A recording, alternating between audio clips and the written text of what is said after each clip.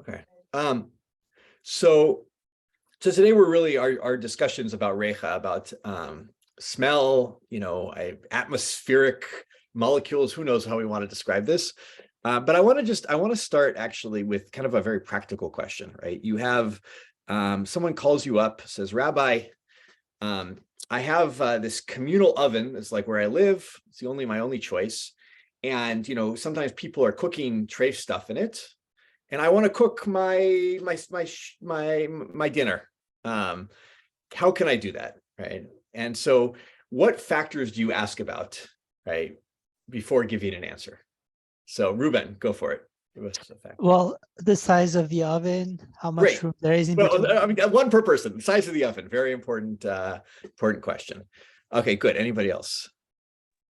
I mean, what container were you planning on using to cook in? Great. Let's start with, does it have a container, right? That may in itself make a difference. Okay. Do both things have a container? Does one, right? Okay, good. Someone else. The level of hygiene of the oven itself, is it clean? Does it have any treif residue or something we might suspect that is treif residue? This will come into maybe part of the thing that comes into the machavat, right? That's going to be over the two dishes, right? That we'll talk about on the Ramah, right?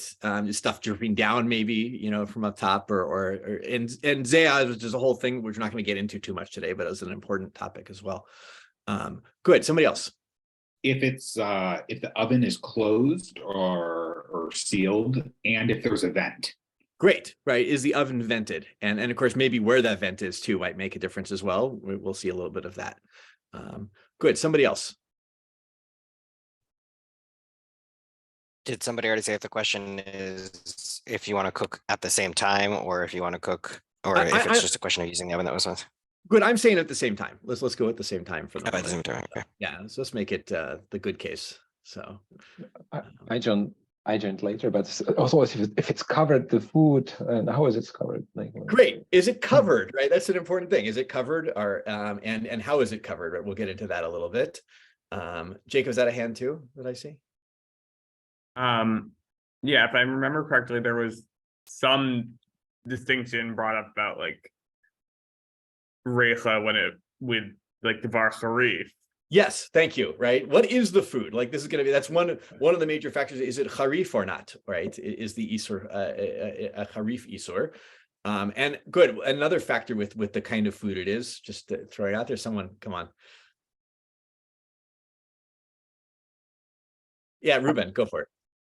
Well, if it's a greasy kind of food, or like a more lean type of meat, or like meat in the like, well, what kind of food is it? Is it fish? Is it meat? Good. And is it shamen or or not? Right. That's going to be a huge question. And it may not, may it matter which one is shamen? It might make a difference.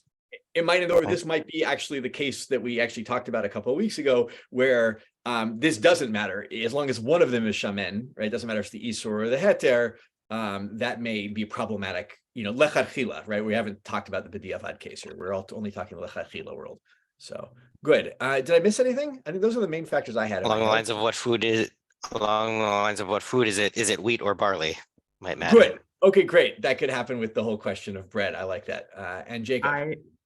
Well, later in like some of the later stuff in the Siman, it talks about things that they're like principal statuses for scent, but I bake with interesting ingredients, and I would bake with some of those sometimes. So that good. If it's like primary aspect is smell, that can have an impact too. Exactly. That would be a very important thing, right? Is the primary purpose of this thing not just food, or maybe not food at all, but really you're cooking something else in that oven that's an isur, that thing is about reach, and that might be a thing. And maybe that'll be limit when you can and cannot use it for, and so forth. So, okay, good. I think it's a good start just to kind of get the gears kicking of all the factors that, are going to be at play here as we talk about this. So, all right, with that, I'm going to share my screen. I'm also going to put I know everybody has this link, but I'll put it back in the chat in case you want to look on yourself. And we're going to spend the first maybe half, maybe not, on just kind of the background sources. and then we'll dive into the Tur Shulchan Aruch, Nosei Kelim, and so forth. Am I allowed to share my screen? Let's see. Yes, Rav Nachum gave me permission. Look at that. So, okay, and I'll make this a little bit larger. There we go. Okay, so let's start. We'll start with a Mishnah and Trumot. But if people don't know this, by the way, it just is like I'm gonna try to be an educator for a minute. Well, the Bavli, the places where we go for the laws of what the Rambam would call Machalot Asurot, you find a lot of those in Hulin. You find some in Avodah Zarah, of course, some in Psachim, and in other places. A lot of there's no Yerushalmi on Hulin. And so a lot of the Yerushalmi stuff that you find actually is in Trumot. If I know people have learned, hopefully everyone here has learned Mishnah Trumot. If not, learn Mishnah Trumot, learn all of Mishnah's Rhyme, learn all of Mishnah. But it's a place where the Yerushalmi, because Trumot comes into a lot of the questions of, right, Truma being forbidden to lots of people, not everybody, but lots of people, questions about Tarovot and so forth. So with that, Yavni, you want to start reading for us in the Mishnah here in Trumot? Sure. תנור שהעסיקו בכמון של תרומה ועפה בו הפת, מותרת שאין טעם כמון אלא ריח כמון. So a oven that is like the fire of the oven is burning, that the oven is burning truma cumin, I guess, and you baked bread in it. The bread is permitted because you don't actually have the taste of cumin, just the smell of the cumin. Great. This makes a big chiluk between taste and smell, right? Those seem to be two different things, right?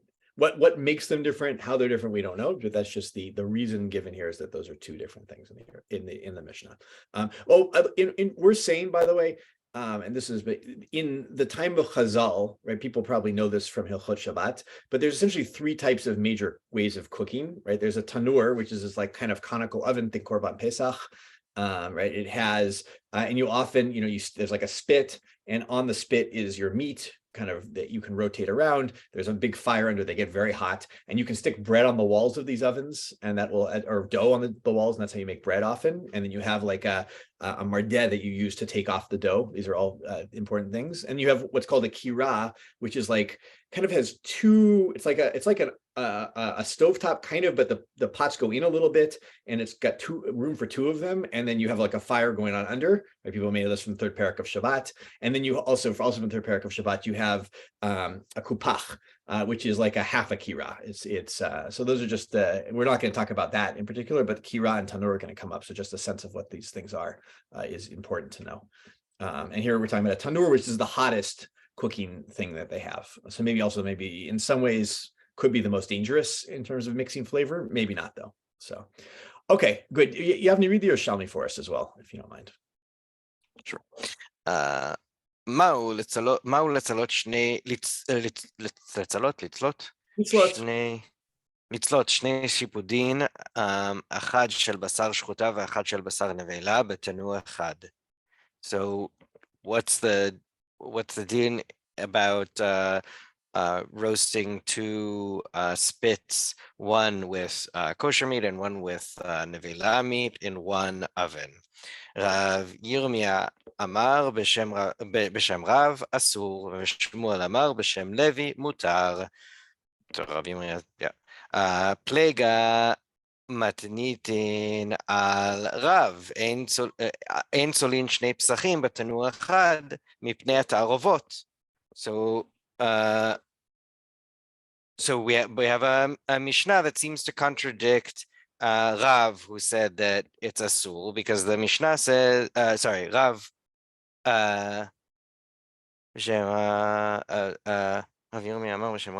right, that says it's asur because the Mishnah says that you can't. No, we haven't. It doesn't make sense yet because you haven't finished the Mishnah. You haven't finished what the issue. Yeah, sorry. Right. לא, sorry, okay, זה לא אמרו, אלא מפני התערובות, שלא מפני התערובות, לא. So,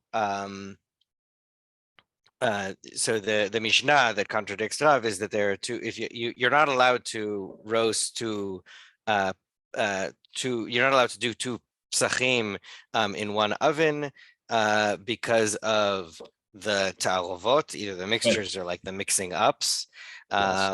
And they didn't give that rule except for the case where you might have a ta'arovet, and when you don't, then no. Good. And then even though no, i.e. it is permitted. Exactly. And tarovet here, right? We've been using tarovot on and on again to mean you mix Isur and Heter together physically. What do they mean by tarovet here, or tarovot? Apparently they must mean confusing them. Yeah, right. You have a designated Korban Pesach that you have, put your family's kind of name on, and you're not allowed to. You cannot fulfill your obligation in Pesach with another Korban, with somebody else's Korban Pesach, if you're not part of that group and you haven't been designated ahead of time. And so that's what they mean, is you might mix up one Korban Pesach with another, and you may eat the wrong Korban Pesach, right? But not because your Pesach is getting reach rather, from the other Pesach. And that doesn't seem to, which that would also be a problem, but that doesn't seem to be at issue here. And therefore it's only for mixing the two of them up. And that seems to support Levi, who Shmuel is quoting, right? Good, Ruben. Sorry, why would getting the reach from the other Pesach be a problem? Because you're eating somebody else's Pesach at that point. You can't do that. So. Okay, so I see. Fine. Assuming that reach is actually something. If reach were something, it's not, right? It's not a worry. So, okay, so we have, so for the Yerushalmi seems to end halacha per whom? Per Levi. Good, per Levi, it sounds like. All right, and are we talking b'diavad or lechatchila so far? It sounds like lechatchila. Yeah. Even though the Mishnah said hesiku, right? That sounds like maybe b'diavad language. The Yerushalmi here sounds like lechatchila, you can do this. Okay. But of course, we got to go to our Talmud because we don't end with the Yerushalmi. That's not the way we work. So, and let's see Jacob, you want to take this rather lengthy sugya? Let me stop. Any questions so far in the, okay. Jacob, you want to read this lengthy? Sorry, can I ask a question? Of course you can. I want to clarify the Taravot thing. So at first I thought you were saying Taravot here means like you've accidentally switched the actual like goof of the Pesach. Like you put yours in, I put mine in, and nobody knows which is which, and we take home each other's. That's exactly what I mean. Okay. Yeah. And if that's the case, why aren't we worried about that with the treif and the kosher meat? I mean, did I grab the wrong meat in that case? Yeah, like a hunk of kosher meat and a hunk of treif meat look exactly the same. If they're both beef, for instance. Great question. I mean, I think the korbanot of Pesach even more so all look the same, right? They're all the same animal. I imagine, isn't pig like white, right? It's but it says nevela, not. It does. You're right. Basar nevela and basar shkuta. I don't know. It's a great question. I will say I've heard some mashgichim who do, basar say that you can always tell which is the kosher meat. It just, I don't know why they say it looks different. I haven't done a visual comparison, but that may be out of our scope a little bit too. Ruben, go for it. Maybe because when you do molicha, it makes it paler. I think that's the reason. Yeah. So. Well, I mean, in this case, it's shtishipudim, which basically means skewers, right? So they're on physically different object. What might not be the case in Korban Pesach, right? No, the Korban Pesach would all be on the same. I know it's selly, but I'm saying like in this case, it's in an oven afterwards. So I'm saying like it might be a bit different. Oh, you do tzli in an oven, right? That's how you right. Okay, fine. So I thought that the difference was like in the fact that it's on two different skewers, and therefore you could tell which one is whose. They all look the same. Yeah, Isaac, it's an interesting question. And I mean, unfortunately, it's not the scope of our shir tonight, but it's something that tzarich, like maybe that's also a concern in that I may take the wrong thing out of the oven and eat the basar nevela instead of the basar shkuta. So yeah, I have some vague memory of like there being communal ovens somewhere, and people would put like different stamps in the dough to indicate whose is whose. My family has that tradition when we bake our challah from Germany. Yeah. Oh, wow. How does it work? Sorry. Well, Let's say, can we Sorry. Let's save it for the break. It's a great question. Let's save it for the break, and let's push on a little bit. Jacob, you're finally up. Bavli Psachim. Amar Rav, Basar Shkuta Siman Tetzalo Im Basar Nevela Kachus Asur.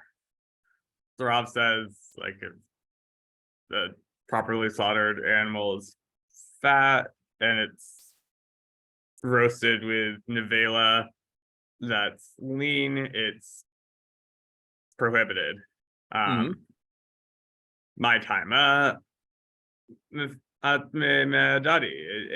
What's the reason? That it like permeates, it perfumes from one to the other. It's a great question of what this root pei tet mem means, right? It could mean to fatten, right? Mefutamim, right? It also could mean to spice or to flavor, to give incense to. Not so clear what actually this is. I looked in the Aruch, and he says it's to give like levasem, right? To give spice to, or you give scent to.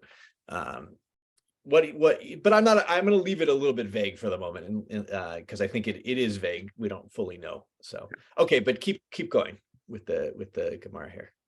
Levi Amar afilu basar suta kachus shetzalo im basar nevela shemen mutar. And Levi says, even if it's basar that's properly slaughtered and it's lean and it's roasted with improperly slaughtered or nevela that's fat, it's all permitted. Well, not all permitted. The what was shluta? Yeah, you're right. The shluta is permitted. The shluta is permitted. It doesn't mean you can eat the nevela. So my timer recha ba'almahi v'recha lav miltahi. What's the reason? It like what's like transferring anything between them is just scent, and that's not really a thing. Exactly. So recha lav milti. By the way, before we get to the actual like case here, the language of the question of Rav's statement, are we talking about a b'diavad, or are we talking about lechatchila situation, or a Levi's statement too? B'diavad. Good. Why do you say that, Raphael? Shitzla'o. It means like we have the meat is already in front of us, and we're being asked, Rabbi, can I eat this? Exactly. Right. So I think that's yeah.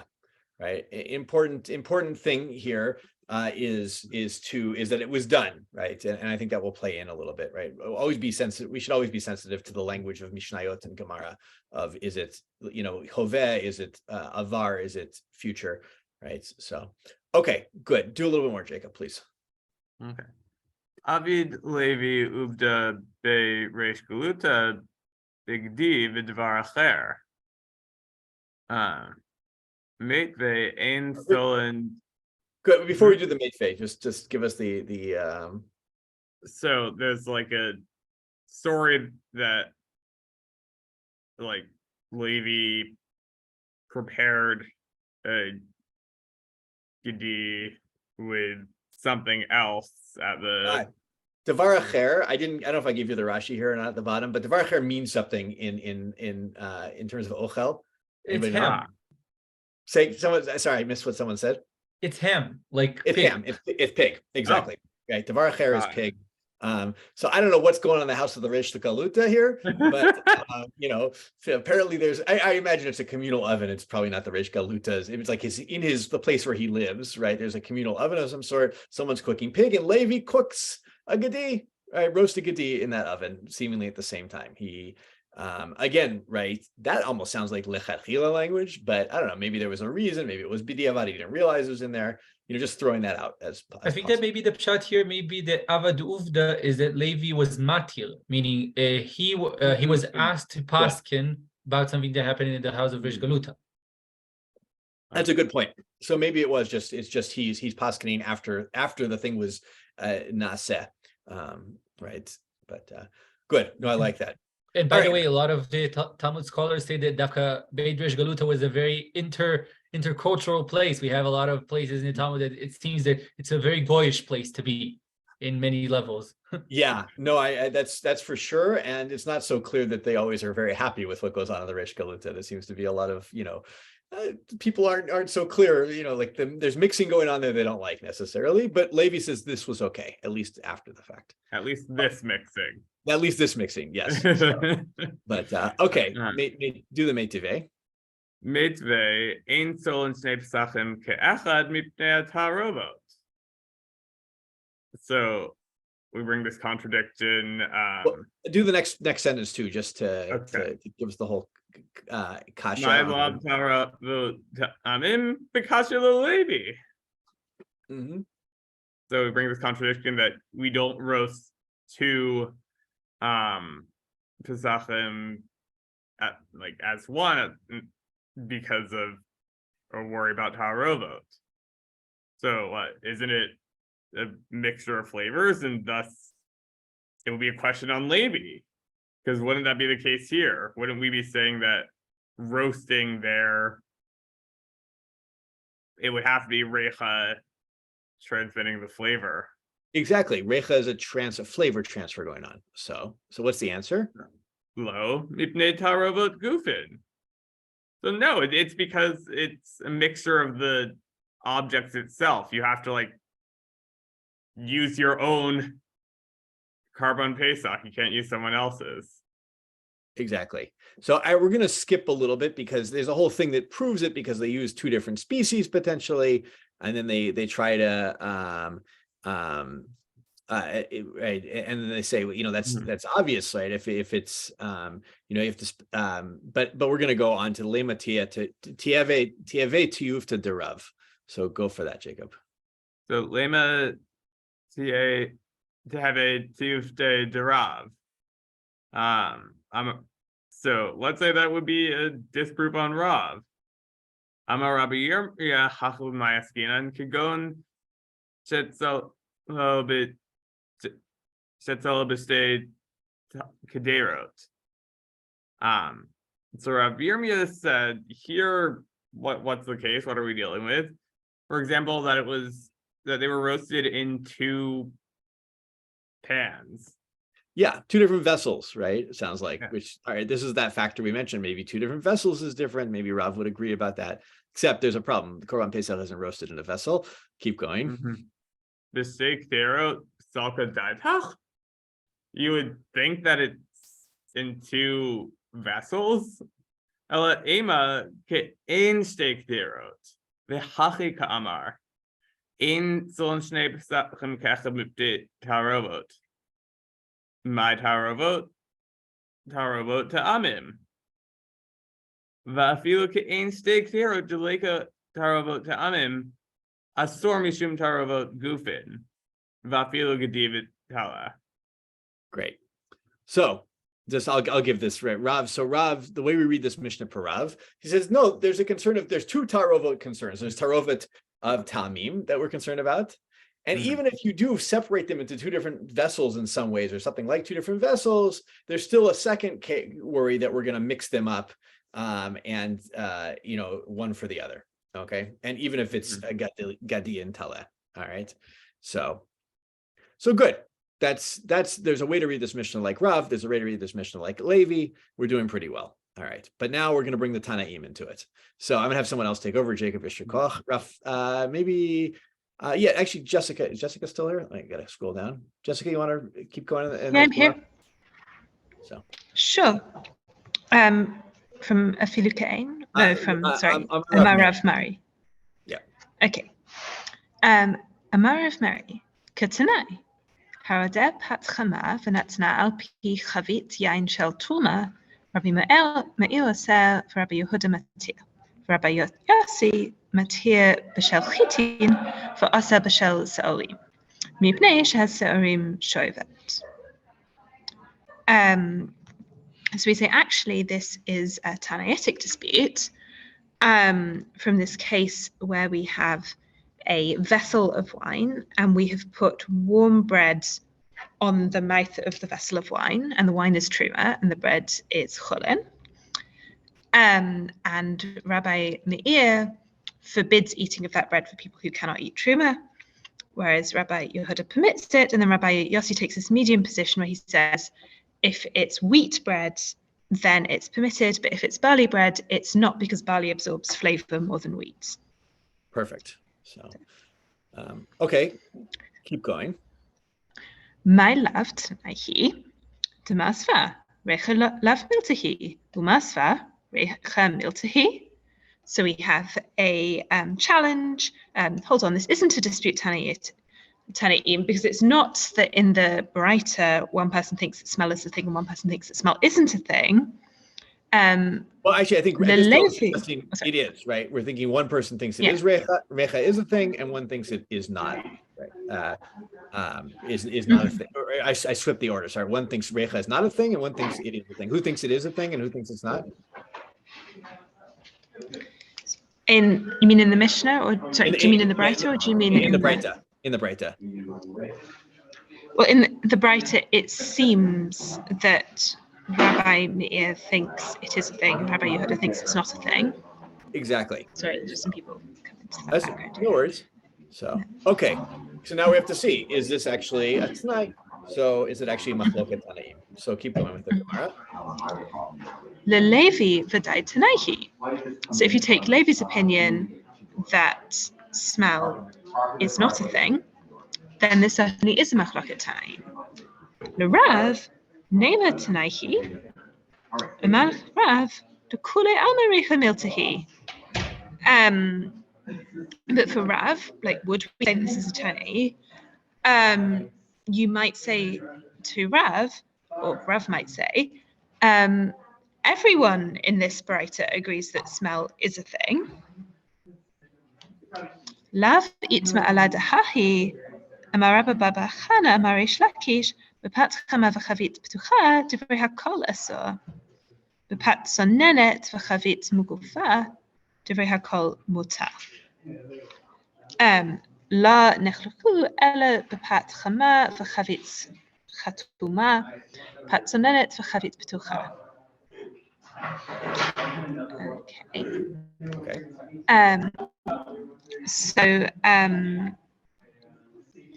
when we have this kind of dispute about the case, Yeah, I where would we also say, say, was it not stated? We're gonna have, like, how did the Amoraim interpret this this Braita, right? Was it not stated about this by the Amoraim? And so here's what Rabbi Bar Chana says in the name of Rish Lakish, right? Yeah. So he says that if it had been the case of warm bread and an open bottle, then everyone would have said it was forbidden. And if it had been the case of cold bread and I've forgotten exactly what Mugufa was here, but I think it meant closed in some way. Yeah, a stoppered chavit or something like that, or yeah. So. Then everyone would have said it was permitted. And the only case that they're disagreeing on here is when the bread is warm and the bottle is sealed, or the bread is cold and the bottle is open. Exactly, right? And therefore, everyone agrees, especially if you have the first case, right? If it's an open chavit and it's a warm bread, everyone seems to agree that's asur, and therefore recha miltahi. So, okay, yeah, let's actually, yeah, keep going. Let's finish this up. Okay.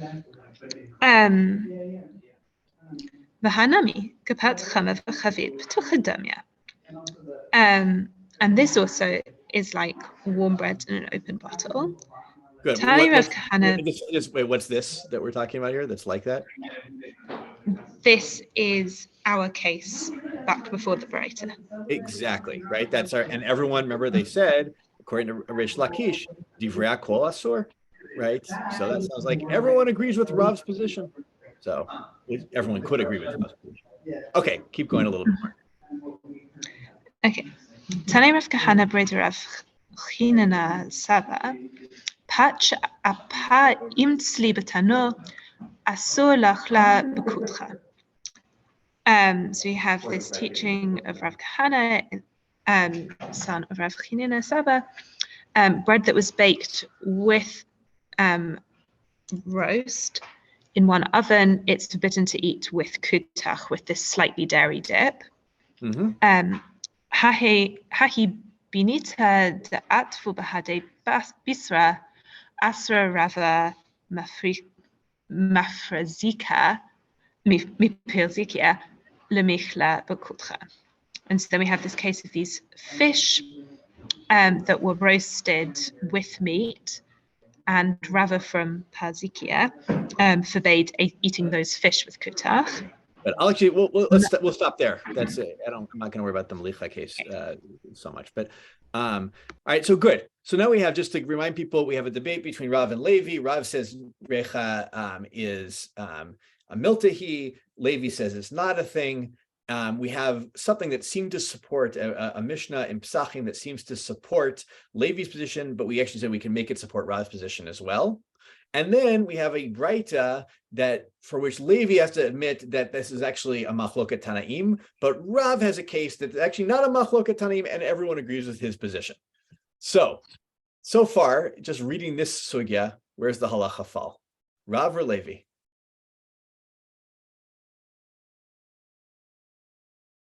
Anybody, someone shout it out.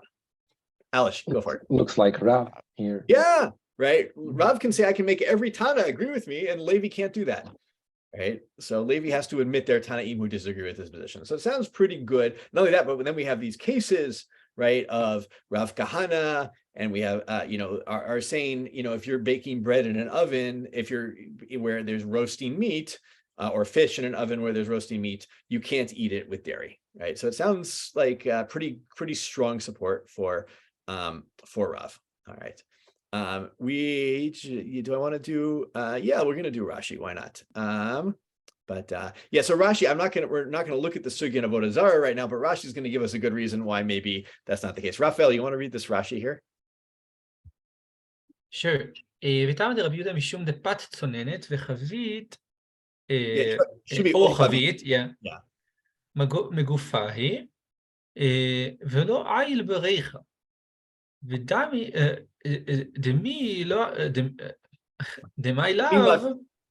לאו יתמר לה, כן? אף אגב דקאי מתנאי כבתי דרב, הלכת כבתי דלוי, דהה יפלגו בה בעבר אבא.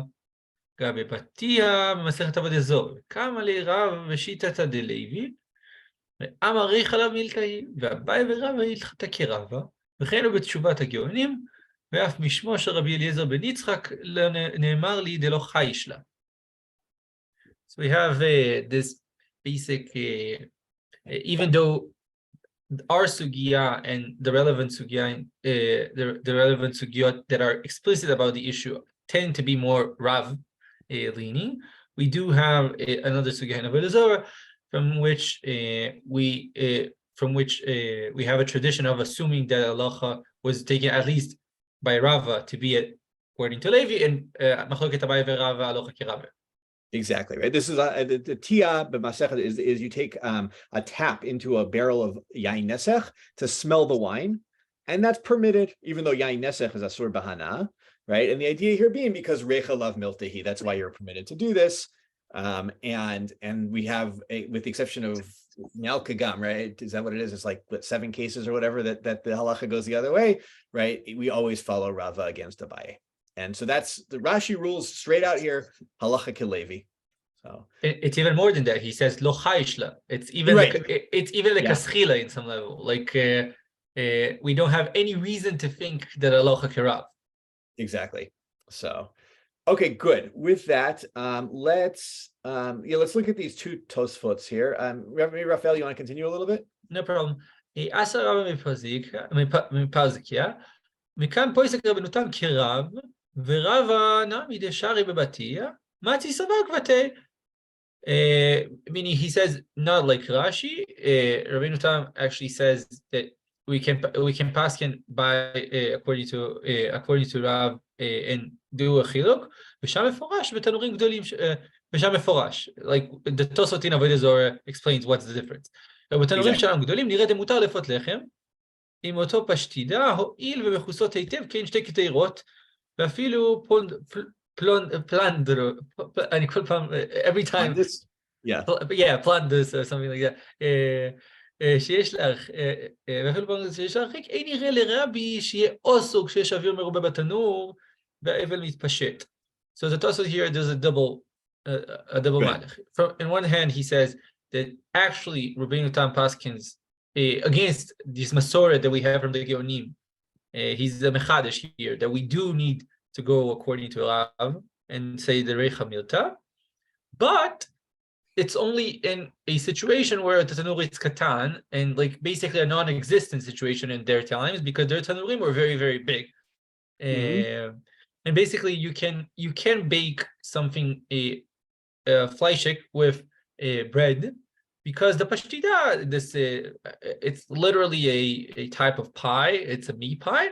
It's because it's very well covered. They didn't have, like, I don't know, slits for the air to go out. And they did. They like it fully soggy inside. I don't know. So because of that, you have both it's both a tomb. I don't know how to say it. It's both like very well sealed, and also you have a lot of air. So the reicha, I don't know, it has good. I think there's actually two things going on. There's pashtita, which is covered, right? So that seems to be not a problem. And the plundas, or whatever it is, right, where you can separate them a whole bunch in the oven, right? That even Rebbe would say that it would not be asur, because there's a lot of room in the tanur, and it, like, diffuses, I guess is the right thing. And so he's like, it's really, I like the way you put it, right? They do, Rabbeinu Tam's like, I'm gonna paskin like the asur position, but only in their reality. In our reality, something different, because we don't use ovens like they used, and our stuff is sometimes it's covered, and we have lots of space. And so he's effectively paskining like Levi, but not because he agrees with Levi, but because he thinks that the reality has changed in terms of what ovens they have, right? So can you say very quickly how you would render the Old French? There were two issues, right? Pashita, and then there was the pashtita is because it's covered, right? Yeah. As Raphael put it well, right? It's covered, right? It's got bread on top, right? And it doesn't seem to have holes in it, or has very few holes, maybe, I don't know, right? But it's very well covered, and we'll see that. And they seem to be talking about something that is completely covered. It's like in Old French and in Portuguese, it's basically a pastel. It's like it's literally like a huge I don't know, how you call it, quisson. Like, I was thinking like shepherd's pie. Is shepherd's pie covered with dough over it? Did I get that right? No, it's good. It's covered with mashed potatoes. But it is? Okay, I see. I don't know my foods very well. What about like pot pie? Chicken pot pie? Exactly. It's pot pie. a That's what I'm thinking about. Yeah, yes. But it's like a dough covered thing. It's like covered with dough from all sides.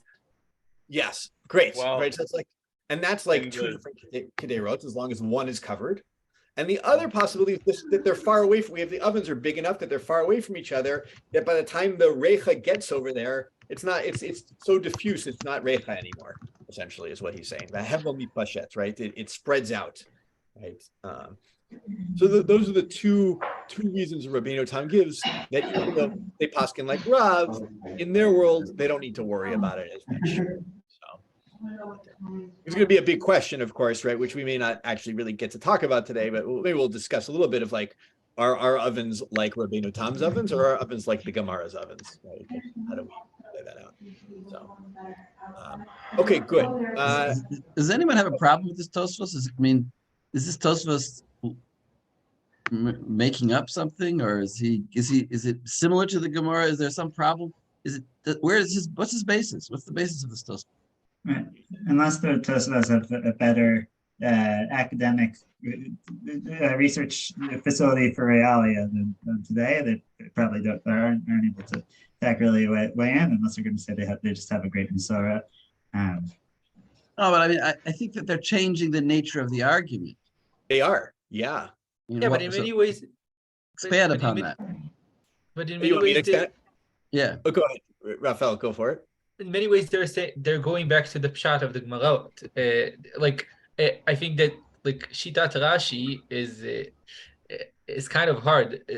There's really no connection between Batia and Reicha. We're talking about things being cooked together in the same environment. Like you can actually imagine. I don't know. It brings to mind sugyot on cooking and Shabbat, that we don't think of cooking as something very like hermetically sealed to the molecules being like the specific dish. It's something like a bit more atmospherical. I don't know how to describe it, but like Tosfot, I would say that what Tosfot here are doing is by in the effectively paskening like Levi, but only like Lemaise, they're bridging the gap between Minaga Oilom, what they seem to the Gemara. Meaning they say this reality of the Gemara changed, and that's why everyone paskined against the Gemara. Like that's I know that's not what they say, but like that's how they bridge the gap. Yeah, I mean, they've introduced two concepts though that we haven't really seen, right? We haven't really seen mechusot. We have seen two keterot, right? That was a concept, and we haven't seen anything about the size of ovens, right? And the Tosfot just kind of brought that in. You think that would have shown up somewhere in the Gemara? That's kind of an interesting fact that they just introduce. Well, no, it wasn't a reality back in the Gemara. Tosfot is just bringing like more of an actual reality, right?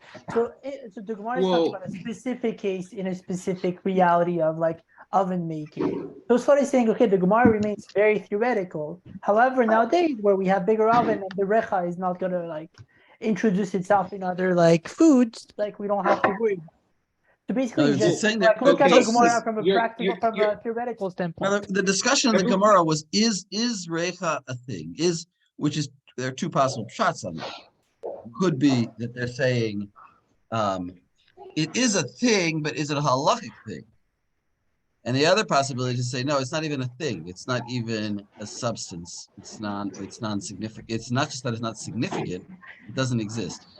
It doesn't exist. Well, I mean, it wasn't prohibited. I mean, I don't know what that means exactly, but I think they're probably saying it exists, but it's just not halachically significant. Yeah. But the Tosfos is saying there are circumstances where there is no reach at all, where there won't be reach. So in other words, don't assume just because you cook something together that there's reach there. But the Gemara was assuming that. That's my point. The Gemara wasn't assuming that you're cooking things together. There's going to be reach there. Those are saying there isn't going to be reach.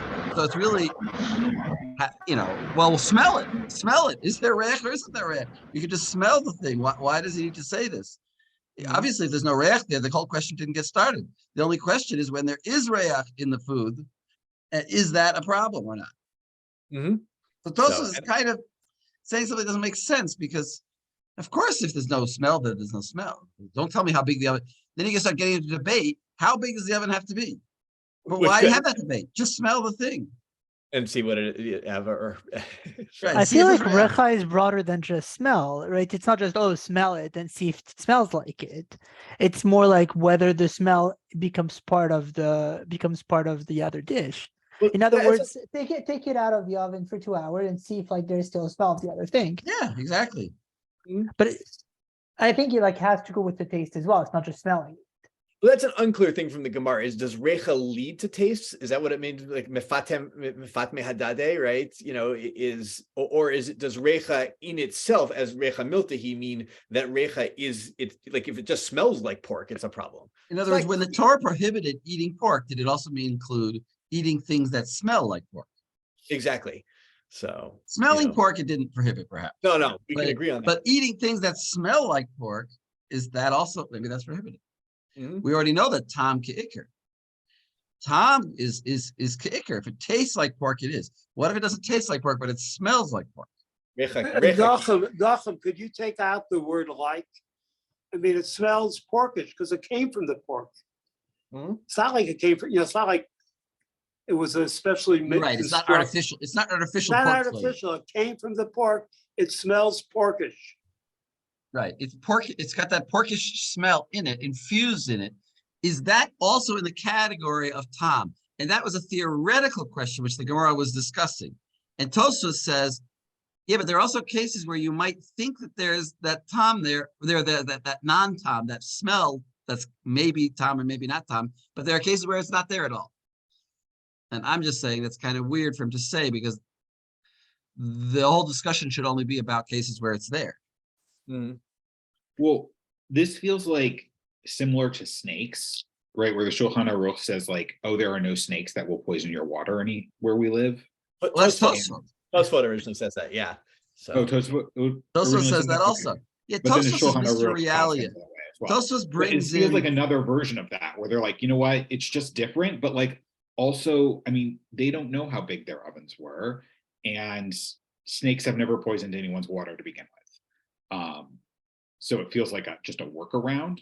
Right. I think it's Tosfot looking at the reality of their world and saying, look, I'm completely, I have fealty to the Gemara, but it doesn't match my reality, and so therefore it must be something has changed in my reality. What's changed? Well, I can't tell you what the ovens look like until Tosfot's time, but you can imagine they could have been much bigger, right? The ovens could have changed. Maybe they even knew about some tradition of like, we know what the ovens were like in the Gemara, and they have nothing like our ovens.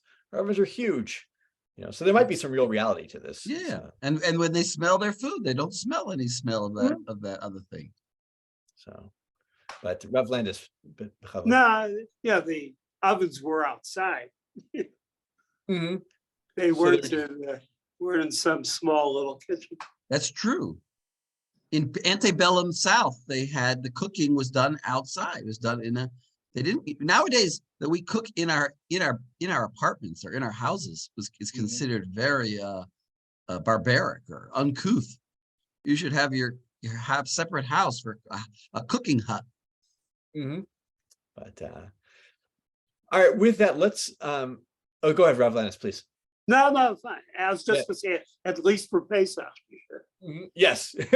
No, my Baba used to tell me, Yerushalayim, they cooked outside, the major cooking in general, and they remade the oven for Pesach. They took all the bricks apart and they remortared it, and that's what they did. We'll get to that. Mm-hmm. And we'll get to that, but that's how they did it. Yeah. So, and it's again, we don't know. I can't tell you what Tosfot's ovens look like. There are some books out there. People have looked at medieval Jewry, and the reality of the on the ground. Ruben, we'll take one more comment and then we're gonna move to the reef. It's more of a question than a comment. So just making sure I understand, just to set up like some kind of base for me. So Rashi holds that Recha Lav Miltahi, Roy hold like Levi, and that the argument of Rav is not even relevant to halacha. And Tosfot is trying to kind of work around and like is trying to stay as loyal to the Gemara as possible. And holds Recha Miltahi, however, practically it's not. Exactly. They're like, it doesn't happen. It doesn't happen. That's all. Yeah. So, but if you would, it could happen. Possibility. It's just, it's not impossible to happen if you had a smaller oven, or if you, in certain cases, it might happen. But in general, it doesn't happen. Tosfot leaves open the possibility that in a world that moves to smaller ovens, might be our world, might not. It's then you'd have to be concerned again. But in their world, you don't have to be concerned. So. Okay, I want to look at the reef. Maybe we can look, at least the reef, and maybe hopefully the rush. Let's see who hasn't read. Let's see. Alan, you want to read the reef? Sure. Just one minute. Can folks hear me? Okay. Mm-hmm. Okay. The kosher can nerecha ba'alma de la asrinanle. So the reef holds Refa is not going to oser another dish.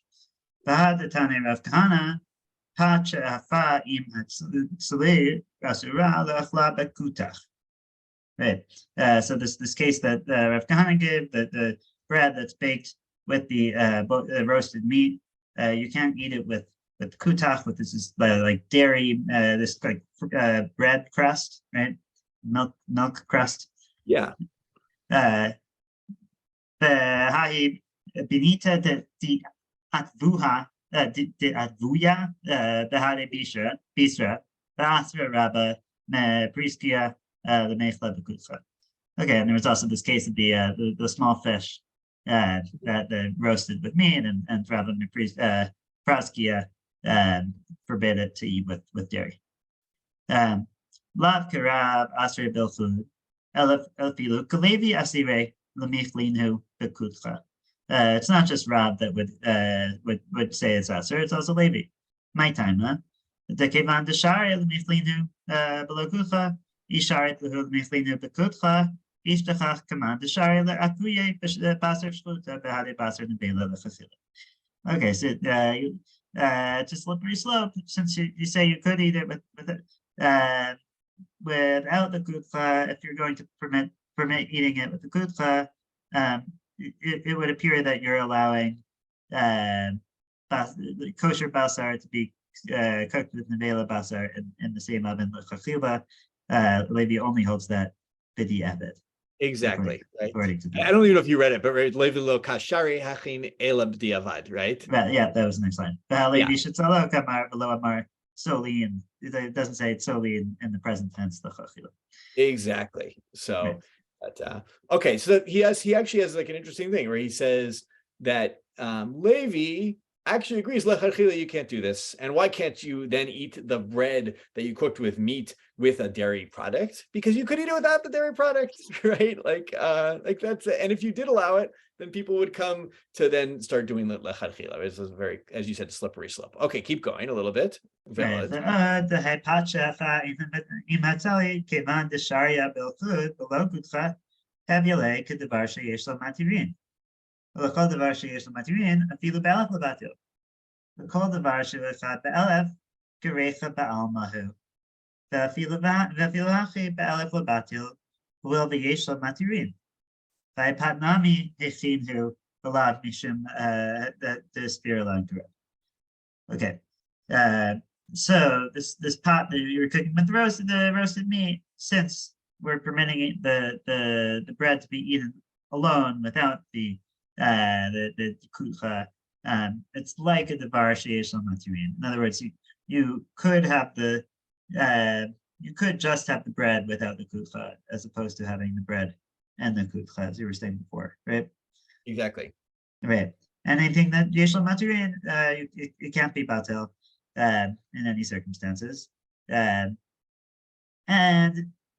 anything that's 1 in 1,000 is just like it's a recha ba'alma. It's a scent alone.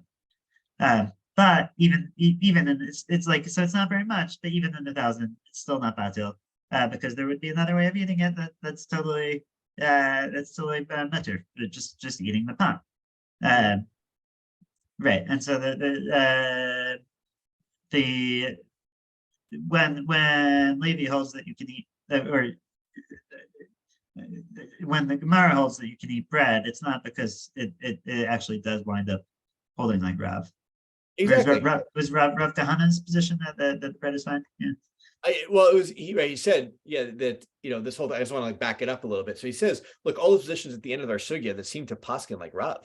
No, Levi would agree, because Levi says lechatchila you can't do this, and he has two reasons. One is right that there's a slippery slope, and reason number two, which is like this, I think, fascinating chiddush of the reefs. He says, "Look, recha lav milta. What do we mean by lav milta? It's very little. It's like 1 in 1,000.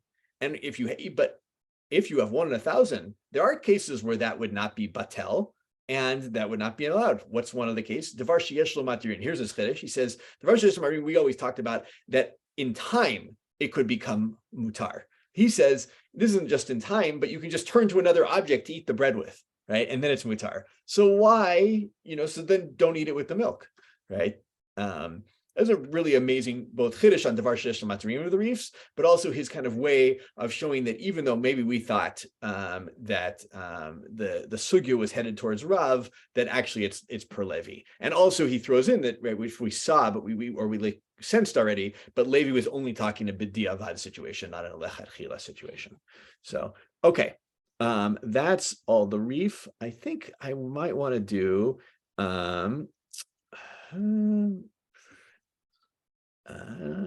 Yeah, let's actually maybe end with a Torah Tabayit. Any questions on that, or any thoughts, statements, insights? Does anybody love that reef as much as I think that reef is amazing, but maybe I'm but both because of this chiddush. That riff is very interesting, because he's making a distinction then between Isser and Heter, where it's just Basari, you'll actually be more machmir, because why just eat it? Why eat it by Isser? Why eat it with cheese? Eat it by itself. But by Heter, but by Isser, where there's no way to eat it, so now all of a sudden it's not batel, it is batel. It is batel. There's no din of 1 in 1,000. It is not batel.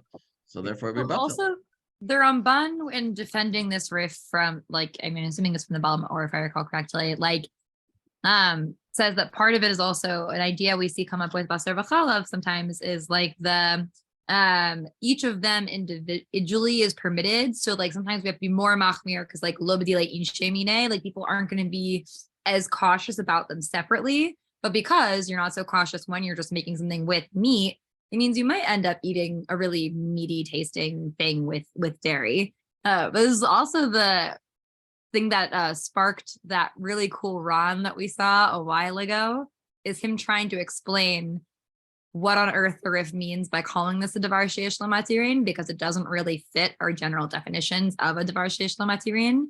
And so the whole Ron about the different min b'mino rabbis or Yehuda thing came from him trying to explain this Rif.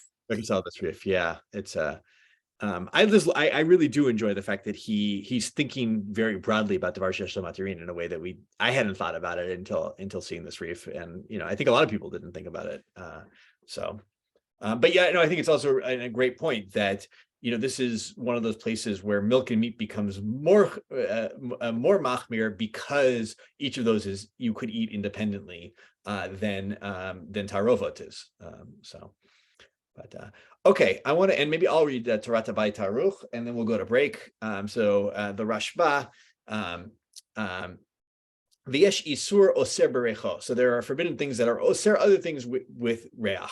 Dergasina bepsachim, perak sad chalin, amarav, basar shkuta shamen, shetzlaolim basar nevela kachush, asur, my taima, mefatem le, hai lahaich. Right. So what's going to happen? Essentially, I'm going to use the word fattening here for mefatem, maybe or maybe not, but the isur that's fat will essentially, its reach is going to fatten the kachush heter, and then it can then go back and add that fat flavor or whatever it may be, or fat smelling thing to the isur. The isur, the lean isur now becomes fattened and can like spread its flavor back to the heter at that point, or it's fed its smell back. All right.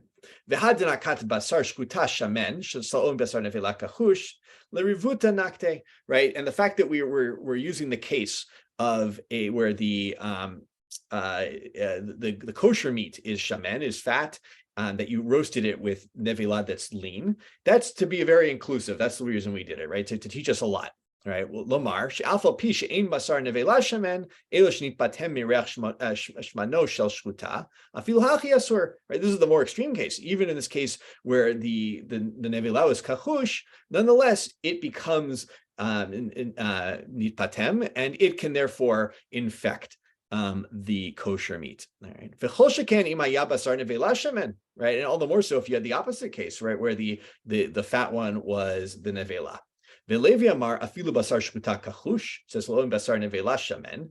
Right. Even if Levi goes the opposite way, if you have the nevelah the shamen one, that's mutar. My tama recha be'almahu v'recha lav klum. It's merely recha, and recha is nothing. Right. Mikol makom mashma titrayvaihu modu b'shishnehem kuchushim shehu mutar. Derecha ki hai lav klumu. But what do they both agree on according to the Rashba? They both agree that if both substances are lean, then there's no problem. Then the recha is not a worry at all for us. So this is like a new thing that's been added in by reading very closely of the Rashba from our sugya, that in the case of kachush, or maybe things which don't even get off the ground in terms of like talking about shemen, then we don't have to worry about recha. So, okay. Any final comments before we go to break, and then come back and we'll look at our core sources? Scroll through to see if anybody has anything. Okay, good. We'll come back. I would just say it's not obvious that that Rav and Levi would agree on the kachush case, but we can take it for now. Oh, I agree. But the Rashba wants to read it that way, and he's got, look. It's a very good read in some ways. It's maybe not the only read, I would say. But okay. So I will stop sharing. Right now it is 1 minute after the hour. We'll come back at 6 minutes after the hour. See everybody soon. I do have one comment. Yeah, please, Rav Nachum. That case where they're fattening up, it must be a case where they're min b'mino. Is that correct? Oh, because because otherwise I would just smell it and know if I smell the different smell of the other thing. One would be lamb, which has a very pungent smell, and the other would be beef, then maybe I would smell it. And why would I have to have this debate about whether it's thin or fatty? Yeah, it's a good question. Unless there's some idea that the smell goes into the taste somehow, then you couldn't actually smell it, but you could taste it once you ate it. Was the maybe it's I mean, it is like the example we So get have a goy, so have a goy taste. is min b'mino, seemingly like the nevela and shchuta, right? It doesn't Exactly. say like seemingly the case with Levi ends up with the Devar Acher ends up being like pig or whatever, but the paradigmatic case in Pesachim is in fact seemingly min b'mino. Right, that's my point. That it really has to be that, and it should stay in that realm, because once it goes into something that has a different smell, then we don't really have to say, well, does it mivasem, does it fatten it up or not? We'll just smell it. Just smell it to see if Right, but if it's min b'mino, or taste so it, have then- a goy taste it. Yeah. Right, but if it's min b'mino, how could recha be anything? Because like, how do you know where it comes from, right? Exactly, that's the point. Yeah. So we Right, have to come up with sort of not arbitrary. We have to come up with rules that are independent of our observation. No, but it has to be that recha is something different than just smell. It has to be smell that actually influence on the time at what point, or else like, the No, whole why? thing makes no sense. Why? Because also by shchut, by regular nevela and shchuta, there's no taste there, but it still forbids. Right, but you're assuming that it's min b'mino. But what if it's nevela and shchuta and two different things? What if it's min shelo b'mino? Like, If it's doesn't min say b'shelo b'mino, then I'm saying what I'm suggesting is if min b'shelo b'mino, then the whole question of whether it's lean or fatty meat is irrelevant, because we'll have other ways of determining whether it Unless has you define infused that- it or not. Well, then you taste it. You have to taste it. But how do you taste it? Like, You don't have to taste it. You could. I'm suggesting you could smell it. Maybe you have Right. to taste it, but a goy could taste it. Okay, Right, but yeah. I'm suggesting that recha is different than just a smell. It has to be like a smell that's infused in the taste. Why? Why not? Maybe Like, it that's would make exactly our, sense. maybe smell. Maybe everybody agrees that recha is milta, and that maybe it's like Yoreh tam, and recha is milta, even though there's no taste, but there's recha, so it's a forbidden.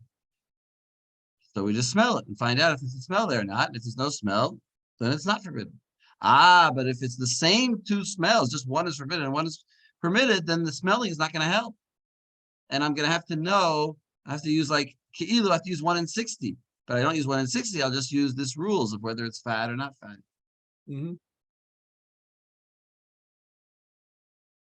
Yavni, will you tell us about your family's bread?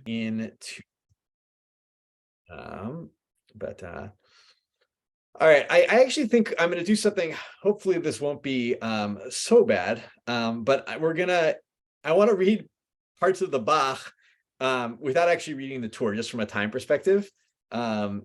So this is, yeah. Do I want to do it? No, you know what? We'll get into the Shulchan Aruch actually, and then the Kelim.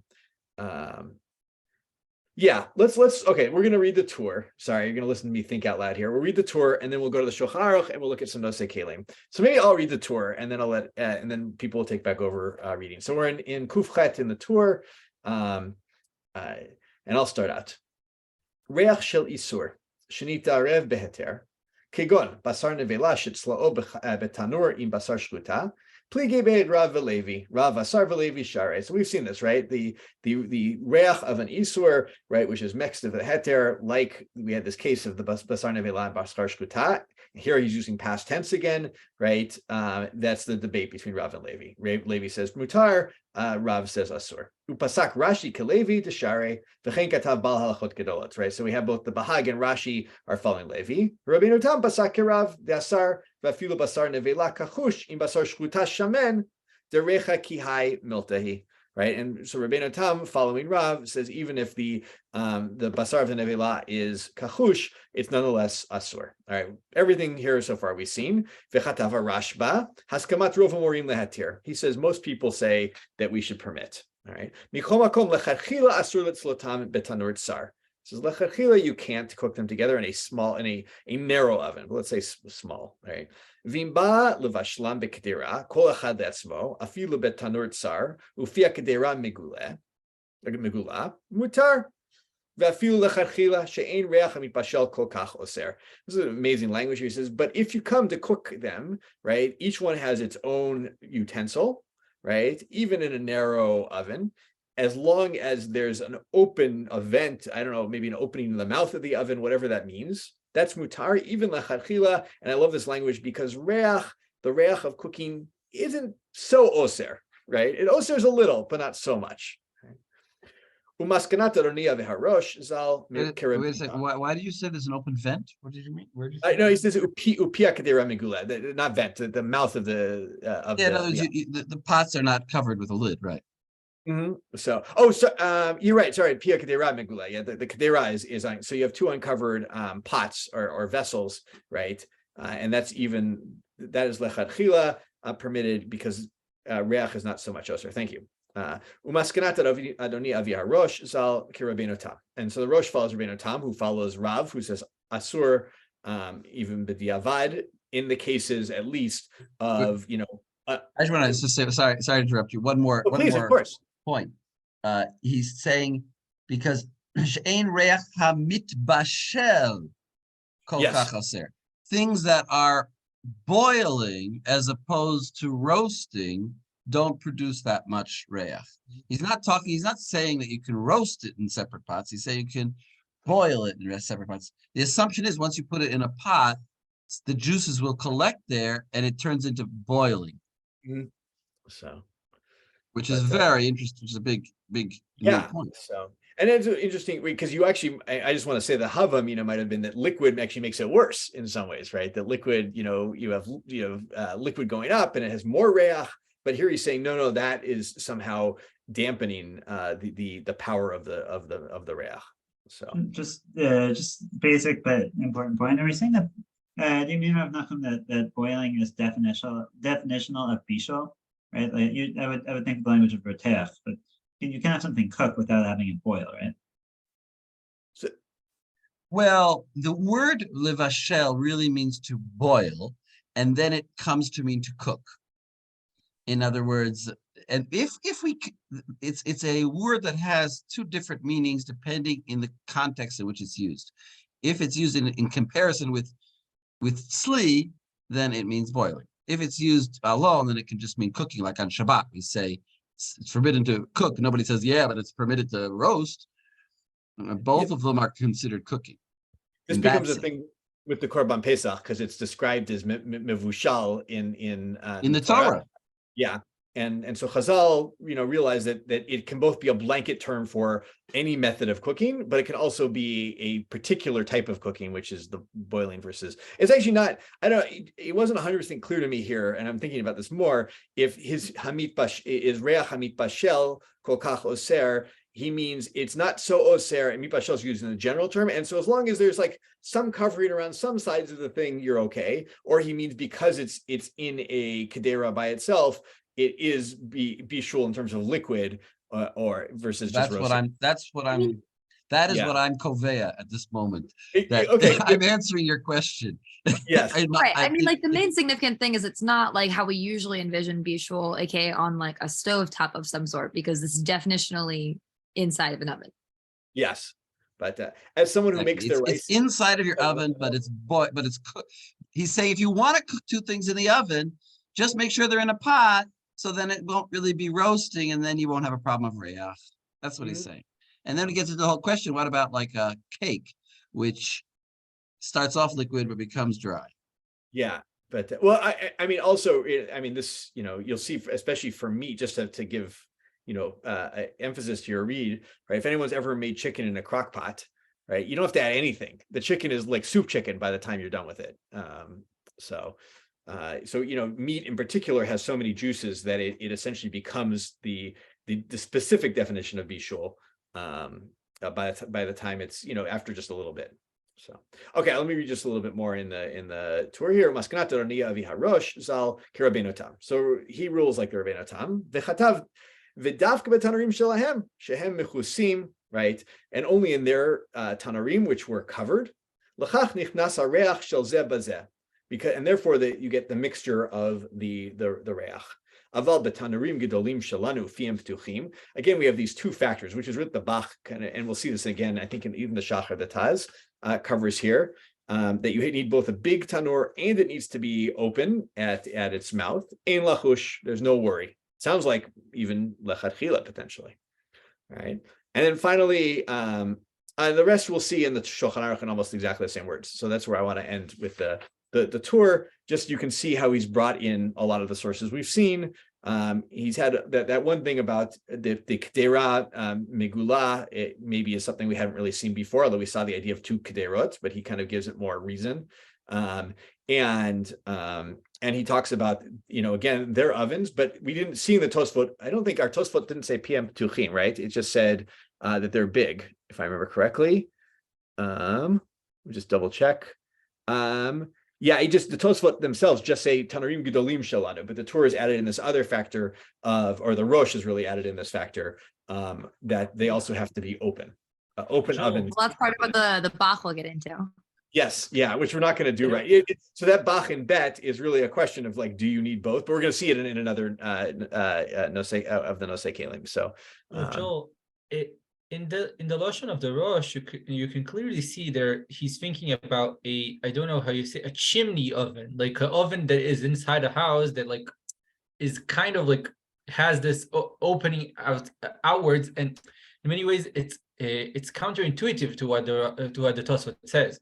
Meaning, what the Sibata Heter of Tosfot, even though it's completely closed, it's so big that we don't care.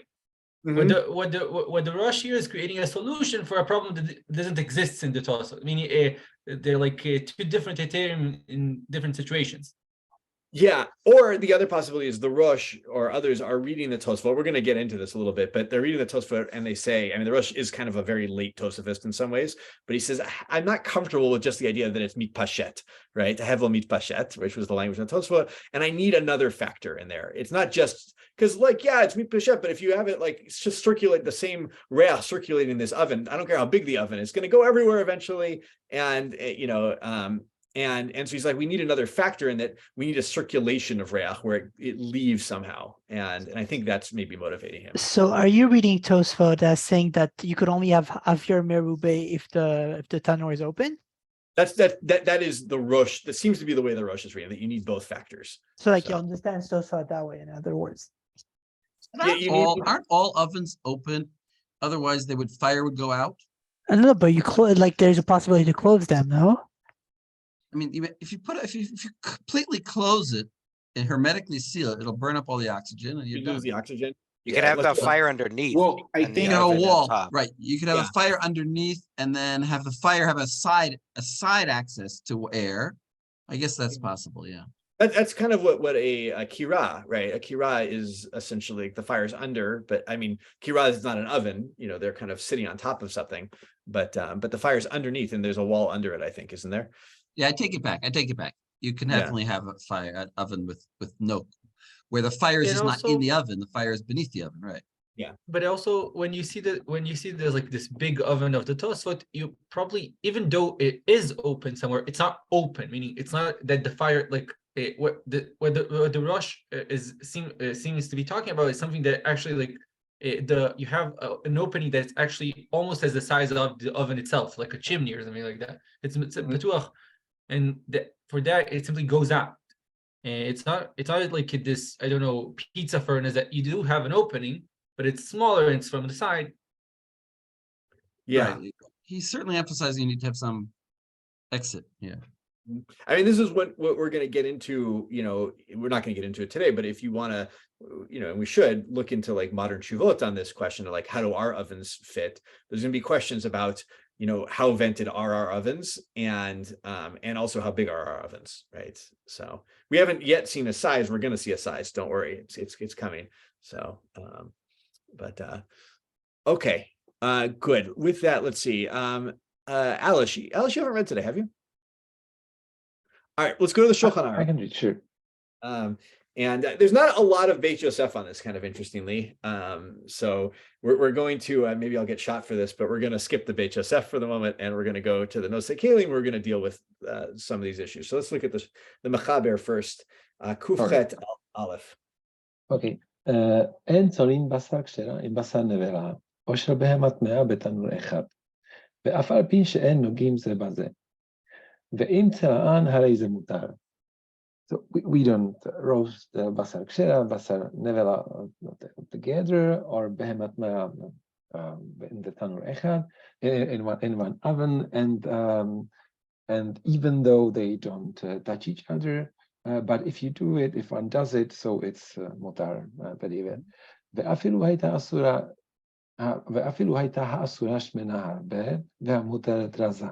So even though the forbidden one is fat and the permitted one is lean. Wait, I want to stop you there. Who's he paskin like?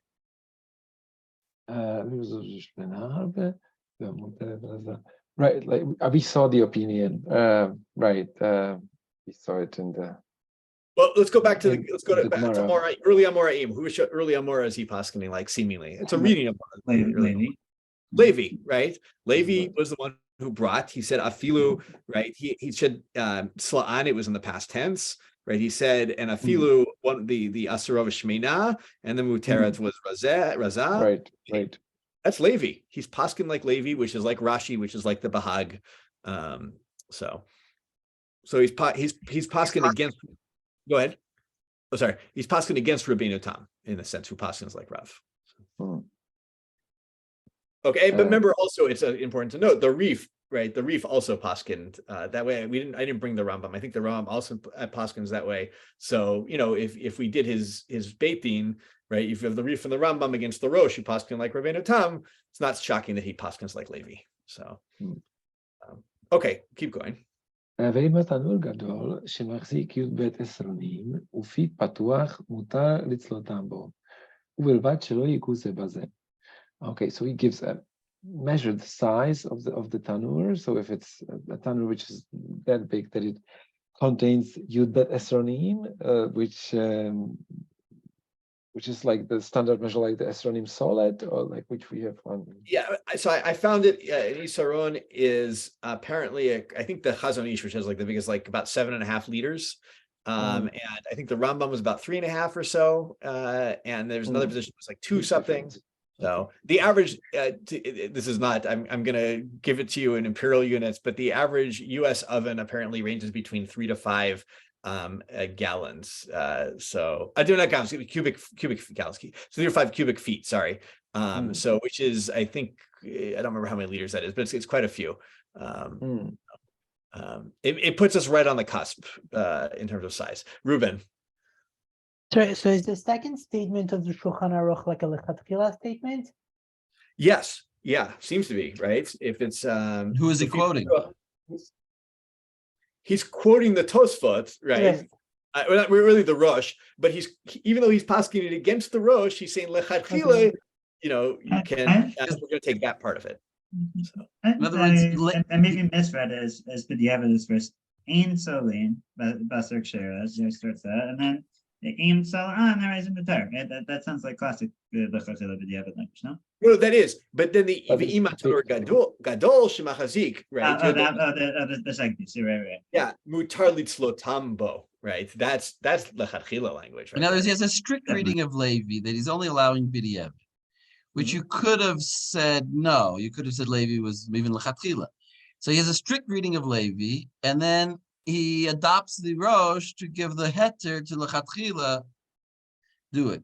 Well, the Levi thing is dafka, like, I mean, it's like machloket Bavli Yerushalmi potentially, right? Like in the Yerushalmi, it's very explicit that Levi thinks lechatchila you can do this. In the Bavli, you can read it as he says only b'diavad, and that's what the Rif has to explain to resolve it with the end of the sugya, right? So since the Mechaber is going like the Rif and the Rambam, they're having to assume Levi means b'diavad, otherwise they can't explain the end of the sugya. Yeah. But I'm just, and he gets his lechatchila from the Rosh. So, yeah, it's an interesting, it's a semi-hybrid position in that sense, right? The Rosh would not paskin this way, right? He paskin to be, but nonetheless, he gets both factors in there. Well, he's saying if I can be lenient, if I'm already paskin like Levi, then certainly I can accept the Rosh's heter. If the Rosh accepted his heter and the Rosh was paskin like Rav, then certainly I can accept the Rosh's heter. Right, but the Rosh is b'diavad heter. The Rosh is the Tosfot. The thing that the Rosh adds to the Tosfot. You mean the big oven heter? You're talking about the big oven heter? The big oven, exactly. I mean the big oven that he was saying in our ovens, you can do it. It's mutter. No? No, but it's mutar b'diavad. That's Tosfot seems to be saying no, that I in think bigger Tosfot- ovens. No, that's also part of what the Bach gets into is that it depends, like, he tries to be the mechalek into when, even according to the Tosfot position, it's like mutar b'diavad versus asar b'diavad versus mutar lechatchila. But minimally, if it's large and vented, then it seems that everybody agrees that it's mutar lechatchila to do. So, and the Tosfot, by the way, who just say Tanarim Gedolim Shelanu, they say near ed mutar leafot lechem. That sounds like lechatchila language, right? So I think I think it is. I mean, and Rav Lexi's making the good point, which the Bach gets into, and I think also I can't remember if it's the Shachar, the Taz. Maybe we'll look at it. Right? Is that we have the second factor here added about piv patuach, but it sounds like if the Tosfot, who are going to be strict like Rav, are lechatchila willing to paskin leniently as long as it's a big oven and maybe also vented, then all the more so if you're going to paskin like Levi, you would hold the Tosfot's position. So, okay, good. That's let's see who was reading. I don't even remember. I was reading. Alice, keep going a little bit in the Shulchan. And they cannot touch each other. That's what we didn't translate. ואם אחד מהם מכוסה בקערה או בבצק וכיוצא בו, מותר לצלותם אפילו בתנור קטן ופיש סתום. So if one of them is covered in a pot or it's covered with a pot or with a dough and similar things, so it's permitted to roast them, and even in a small tanur which is closed, right? Which is exactly right. A small closed oven, as long as one of them is covered, and it can even be covered with. Rav Landis once said to us, maybe more than once said to us, that the ancient version of tinfoil, which is dough. So as I looked at the ovens, like I just made a random search on Wikipedia. So it seems like that they would have a very small oven at home, and these big ovens would be like communal ovens. But at home they would have like a small oven. Like, oh, interesting. So they would have something that they could use at home to do some cooking. Looks like, but for but much smaller than, of course, than the communal one. So good. Okay, you're doing so well. You're gonna be on the hook for the Ramah too, which is long but very good. So okay. והוא הדין לבשר עם חלב. נמדינה אחיו. So the same thing about בשר וחלב in the same oven. ונוהגים להחמיר לכתחילה אפילו בתנור גדול. ובדיעבד להקל אפילו בתנור קטן. So we have this theme that we are lechatchila machmirin if it's a big oven, but b'diavad we allow it even if it happens in a small oven. Exactly. So in other words, what does that mean, right? What's the position of the Ramah?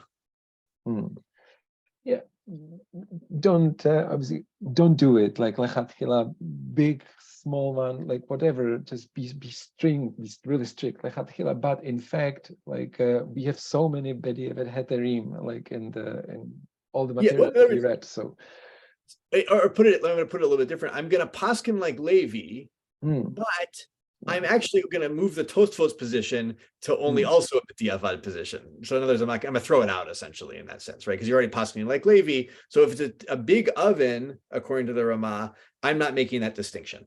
Right? It's either going to be whatever kind of oven it is, you should only do it b'diavad.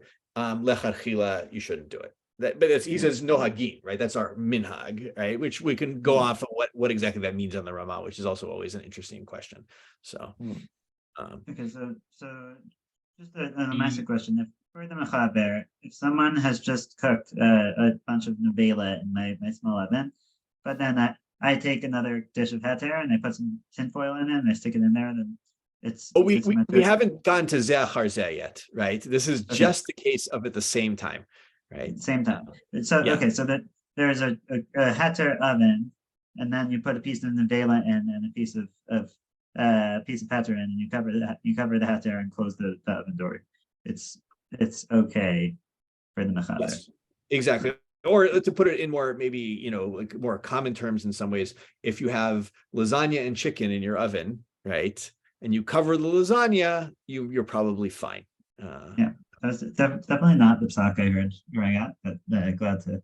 I know. And look, I don't want to, one of the things we should know these rules. We should also know that there are, like the Ramah reminds us, there are minhagim all over the place of how to, that are strong minhagim. And maybe we don't, have a custom of this, but maybe this is something to rely on of like, it's Erev Shabbos and you don't have enough time to cook both your lasagna and your chicken. And, if you have tinfoil though, so you can cover, at least one of them and maybe that's mutar. All right. So. Ruben, please. So I have kind of a hard time understanding the Shulchan Aruch. If he's posting like Levi, that Recha Lav Miltahi, even in a small oven, like why would you need to like cover it? Like why would it be mutar only in the case where you actually cover it? Because if you want like because of the minhag, because of the minhag. But it doesn't mention anything about the minhag. No, b'diavad, it would be kosher even if you didn't cover it. That's not the lashon of the Shulchan Aruch. He doesn't mention anything about a minhag or b'diavad. He says noagin lahachmir lachatchila. No, I'm talking about the Shulchan Aruch. The Shulchan Aruch, you would have to cover it. Right, but it's saying at the second part, it says then you can use a small oven. Right, but I'm saying like if it holds like Levi that Recha Lav Miltahi, even in a small oven, you should be able to cook it side by side without covering it up. You'd have you're not allowed to latchila. Yeah, you could say that it's Gezerat Rabbanan, right? For instance, right? That the rabbi said, like, even though I remember we saw this, was it in the Reef? We saw this. Who do we see the slippery slope argument of this? It was the Reef, wasn't it? Right? That there's a Gezerah of it's that Deoraita Recha Lav Miltahi, but nonetheless, Lechatchila, we're not going to allow you to do that because you may come, to all sorts of problems. If you can imagine, if you start doing things like that. But if you did it, right, you actually didn't infect the mutar thing. Okay, so lechatchila, you could only do it in a small oven if they're covered. Exactly. But if you didn't cover it, b'diavad be mutar. Yes. Perfect. Even in a small oven that's closed. Even in a small oven that's closed. Okay, perfect. All right. But the Ramah has a different minhag on it. So, okay, let's go a little bit more, right? We saw the Ramah kind of essentially throwing out, as far as I can tell, the whole thing about the big ovens and saying that we just lechatchila, we don't do this at all. Doesn't matter the oven size. Wait, why do you say that the Ramah has a different? Sorry. Why do you say, isn't that what the Ramah says also? Isn't that what the Ramah says also? Yeah. No, the Ramah is just different in that he doesn't think lechatchila you can do it in a big oven, right? That there's no lechatchila. Oh, right. Okay. Let's Alice, keep going a little bit more. ואם הפפת עם בשר, אסור לאוכלו עם חלב. אם יש לו פת אחר, okay. So if you bake bread with meat, so you cannot eat it with the bread with something milchig if you have a different bread. Exactly. We saw this, right? This was already in the Gemara, and then we saw it. The Reef Paskins it as well. Okay, keep going. וכן אם אוהל כוכבים עפה פת עם איסור, אסור לקנות אותו פת אם יש פת אחר. לכל זה מקרה לכתחילה. So if there's a non-Jew who has a pot with isur, which is baked with isur, so it's forbidden to buy the bread if I have another bread, because exactly, all right. This is called lechatchila situation. Yes, right. So if there's a non-Jew in town, he's got a bakery and he cooks pork in that same oven, right? And he has bread, and you can go down the street to the Jewish baker, right, who keeps a nice kosher bakery. Don't buy the non-Jewish bread, but keep going. אבל אם אין לו פת אחר ברווח, מותר בשניהם. וזה מקרה לעניין זה דיעבד. But if he doesn't have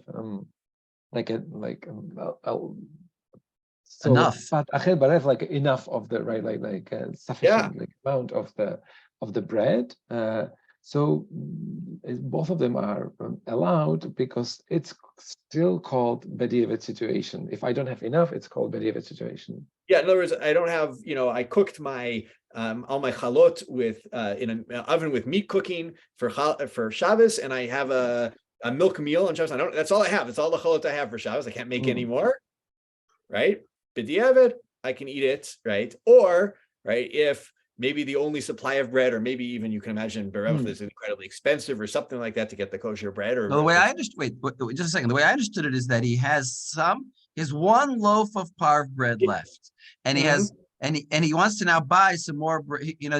He can buy one loaf of parve bread, but he's gonna have to buy 3 loaves. But he needs 4 loaves. So he'll buy 3 loaves of the bread that was cooked with the pork, because he doesn't have enough. He doesn't have to. Now he's telling you a chiddush. You don't have to say, well, I'll just I'll just eat less bread. He's saying you can even buy it even if you have some bread, but you don't have enough bread. Yes. Yeah, because he says, right, patacher berevach, right? Mutar b'shnehem. And shnehem there is in both cases, right? So it's yeah.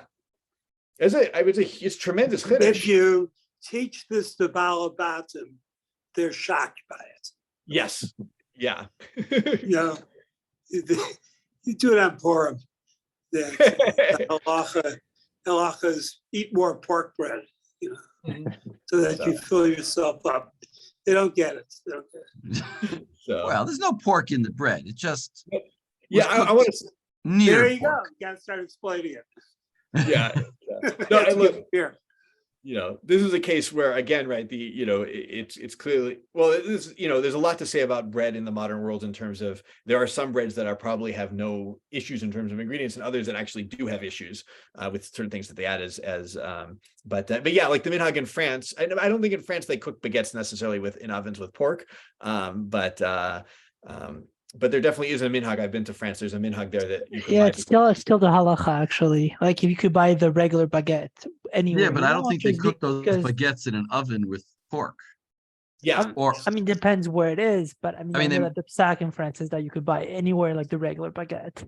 Yeah, and certainly at the bakeries, there are often probably also doing pastry, and the pastry in France almost always has animal gelatin. So I don't know how they paskin on animal gelatin in Europe. And certain doughs still use lard. Yeah. So but I don't want to get this is a great discussion. I don't want to get too into like the different localities of bread and all that. You can go to the local post scheme there and find out what's or you can investigate yourself. Don't have to go to a local post scheme. Okay. Makom have said we do no we didn't. Okay. Yeah. So Alex, keep going a little more. Okay. ויש אומרים דאין מתירים ריחה אפילו בדיעבד. אלא אם כן התנור פתוח קצת מן הצד או למעלה במקום שהעשן יוצא.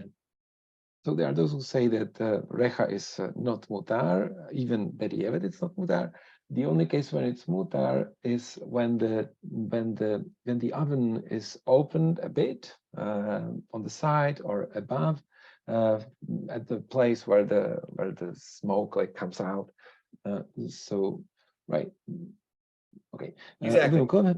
Right. So I just want to I just want to point people quickly to the gra there on Yud, Bira gra Yesharim de'ain v'chule, Didami lefat chama v'chavit petucha de'asur k'mo shekatav I think it's v'sif dalaf da'af levi modeh, right. Right. So remember that was the case we had when you had an open, I think Jessica read it, right? That an open wine barrel and you have a hot bread on top of it. Everybody seems to think that's asur. That was the way we ended up reading that Mishnah. And therefore, unless there's at least some ventilation happening, it's asur.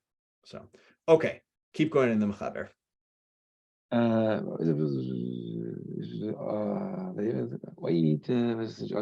ובמקום הפסד אין להחמיר בדיעבד אפילו סתום לגמרי. So the bediavad situation, if there is like there could be like hefsed merubah, like a big loss, or even hefsed, just hefsed. Let's make a distinction. Not hefsed merubah, hefsed. So okay. So even if the oven is closed, so it's okay. Yeah, I can imagine, right? The hefsed, right, would be I couldn't, if I could sell it, right? I did this, I have a closed, completely sealed oven. I cooked my mutar thing with something asur, and if I could sell it to the non-Jew, I haven't lost anything. All right, good, good on me. But if I can't even do that, then b'diavad it's permitted. Okay. Mm-hmm. But ואם האיסור דבר חריף, וכל שכן אם היתר דבר חריף, ריחה מלתאי, ואפילו בדיעבד אסור, אם שניהם מגולים.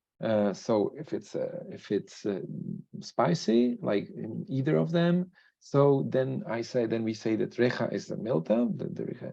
Even if it's even in the bediavad situation, it's forbidden in the case where both of them are uncovered. It's like our cumin case, right? It is. We're going to have to get into like why that's a different case, because remember the that case in the Mishnah in Trumot was just mutar. So and cumin would seem to be harif. So. Okay. I just want to point out one more thing, just that basically just emphasize the thing.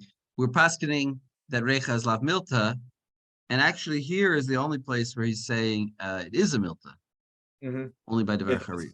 If it's charif, devar charif is recha milta. So the Rama and the Rama and the Mechaber agree with Levi. Well, even the as you're saying, Joe, the Mishnah and Truma, and then I believe it's the Gemara says that it's mifla, right? Like it's totally consumed in the process. So maybe there is no reach happening at all, even for something that's weird. Good. That's gonna be the answer with if you want to take this and say, well, what about the case of the kamon, right? That when you're lighting the oven with it, you're just burning that thing up, and therefore it never turns into recha, as opposed to a case where you're cooking something in an oven. So I think this is the other guy to what you just said, Rav Nachum, about like them agreeing with Levi. I think it's more that like, as we've been already talking about, we've so complicated the positions that we've like made agreeing with Levi basically, if not synonymous, then like very close to agreeing with Rav, right? That like part of starting with the Tosfot moving forward and with the Rif as well, what you see is just like starting from the discomfort of how do we paskin? We can't paskin against Rav, but we can't paskin against Rava, and a lot of probably other issues like factoring into this. We see an attempt to just bring together those different opinions and be like, well, there really is no such thing as recha lav miltahi. No one really thinks recha is not at all a problem. It's just that it's often not a problem, versus even when people say recha miltahi, they really mean it's often a problem, but sometimes it's not, right? Which like it's not necessarily the shot of the Gemaras, but that's how the Rishonim end up doing, right? They end up being like, everyone agrees that sometimes it's a milta and sometimes it's not. So I want to disagree with that. Okay, Rav, I don't agree with that. Yeah, I want to disagree because Rav Lexi, if you don't mind, like I think that everyone agrees that recha lav milta, but we try to avoid it, right? Which is a different thing, right? Is because otherwise we couldn't say that b'diavad it's allowed. So so I think the idea here is that recha is not lav milta, but we don't. We're also we have all these minhagim to be. We have all these minhagim to be choshesh. But what I'm saying is when we say lav milta, but again, like we're saying it's enough of a milta. Like what they end up doing is what a lot of the Rishonim and then later Achronim are doing, is saying even those who think it's a milta and that there are scenarios in which even b'diavad it's forbidden would agree in that these scenarios b'diavad it's permitted, or that these scenarios even the chachila it's permitted. I'm not saying that like, you know, the essentially it seems like they've basically created a reality in which at least certainly like the Ramah, for example, agrees that in some scenarios, even b'diavad, it seems like it should be usher, right? That like basically there's no such thing as an absolute statement of recha miltahi or recha lav miltahi. That basically they've just turned it into this intricate spectrum in which there's different levels of l'chachila. Well, yeah, exactly. I think you're right that in that sense, in this case, since we hear, in other words, if recha is lav milta, then mapitom, who cares if it's harif or not? If it's still not a milta. So not all rechas are created equal. There's some kind of prejudice here going on. If it's a harif one, then it is. So you see that proves that in a theoretical sense, there is such a reach. You can't say it's categorically true that recha is lav milta. I would just say, I agree with you. That's exactly in the sense, that's my exact point here. That basically we're paskening recha lav milta, except for here. So therefore you can't say it's, you know, theoretically it is something. Depends on the thing. Depends on where it's coming from. So it's just maybe a bit of an. It's as if you're saying recha lav milta is used as a dismissive, unless you can show that it really is a milta, or there's a really very important reason. And I say, It's a It's like Lexi said, If there's you a say spectrum Yiddish, going on. it comes Yeah. out as a dismissive. It's a So- Gornish. So I didn't show this. We skipped the Rosh, and now I feel bad for doing it. But right, he has this one line here, right? I mean, he explains it. He says, "V'gavne tuva ika bereach malot zo lemala mizo." Ah, wonderful. Right. So he's like, there's actually different types. There's different levels of them, and then he That's goes right. through, right, what the different But it levels seemed- are. But it seemed to me like he was doing that within the context of the opinion of Rav's opinion that Reicha is Milta, and he said like, right, that's what he was doing that in order to say like he maintains the Levi position as being Reicha Lav Milta at all, and then he says, and then he's able to make everyone else agree within the umbrella of Rav that Reicha is Milta, but like that can even agree with Rava because like in that case we don't usher, but yeah, so it's odd that Right, the remember, Tul the and the Rosh Shulchan Hashanah- Aruch But are I feel like- that the Shulchan Aruch is choosing to sound like Levi and saying like Lav Milta, but then still go with the spectrum like the Rosh I did. think it makes a lot of sense though to say that ultimately like they're gonna, the Shulchan Aruch is gonna paskin like the Rif and the Rambam, right? But that certainly, certainly the Torah is influenced by his father, and that he's influenced by these other portrayals of the Reicha spectrum as well, right? And so it seems like the Mechaber himself is kind of doing a blending of the Shito, right? That he's taking in some ways the Levi only b'diavad, whereas the Rosh was presenting this within Rav's point of view, but he ends up kind of blending the two together. I think though, I would say it maybe a little with a little twist. I think the Mechaber is actually pretty. He's like, I'm following a read of Levi at least. I'm going to include the Tosfot because it seems to follow. Obviously, if I'm going to read Levi, all the more so I'd read that piece of the Tosfot about big ovens. And the Ramah is really the one who's complicating this more than the Mechaber is. I think he's the Wait, one. why all the more so you would read the part about the big ovens? Well, because Like, if the Tosfot Levi said is that, not passing away, right? because if Tosfot is not passing away. well, if the Tosfot paskins per Rav, and nonetheless they say lechatchila for a big oven, you don't have to worry about reach. Right. Then all the more so if you paskin like Levi, right? But I think that it's really the Ramah who is bringing in, maybe you can even say the Ramah. The word is equivocating. Yes, I didn't want to go there, but it's no. I think the Ramah who's living in a world where he paskins like Levi, or he agrees with paskin like Levi, but he has a lot of traditions around that either paskin like Rav, or were at least like wanted to be in some cases moded Rav as much as they could. Well, it's like what Rav Landis said. Every balabai is going to be shocked by this, and the Ramah knew those balabatim, and he's saying, well, the minhag is actually, even though this is the halacha, it's not the minhag. The minhag is to be machmir. Even though we're going to paskin like Iker Hadin, like Levi, we're going to have a minhag to be the other way around. And that's but to know, but the rabbi has to know what's a minhag and what's a halacha. Yeah, we pass in a certain way, we eat a different way. I mean, in reality, like the Rama doesn't have any halachic basis to be posek like Rav, right? Like, because the whole thing is that Reicha Lav Miltahi, and I'm thinking that maybe he brings Davar Harif, but just to like kind of like back himself up a little bit for some of the minhagim. Yeah, and we have stuff about Davar Harif though that I didn't bring, that seems to think that it's a little bit different. And I want to just actually even put out, we won't do this inside right now because we're running out of time. But if you look at Chidushei Rebbe Akiva Eger, the first one on our thing, which is about, right, where the Ramah says that if it's Harif, but you cover it even bebatsek be'alma, and the Rebbe Akiva Eger doesn't like that. He says, wait a second, if it's Davar Harif and you put bread covering on it, the bread's going to absorb the flavor and then it's going to transfer it down, right, to the thing under it. And so he's nervous even about that.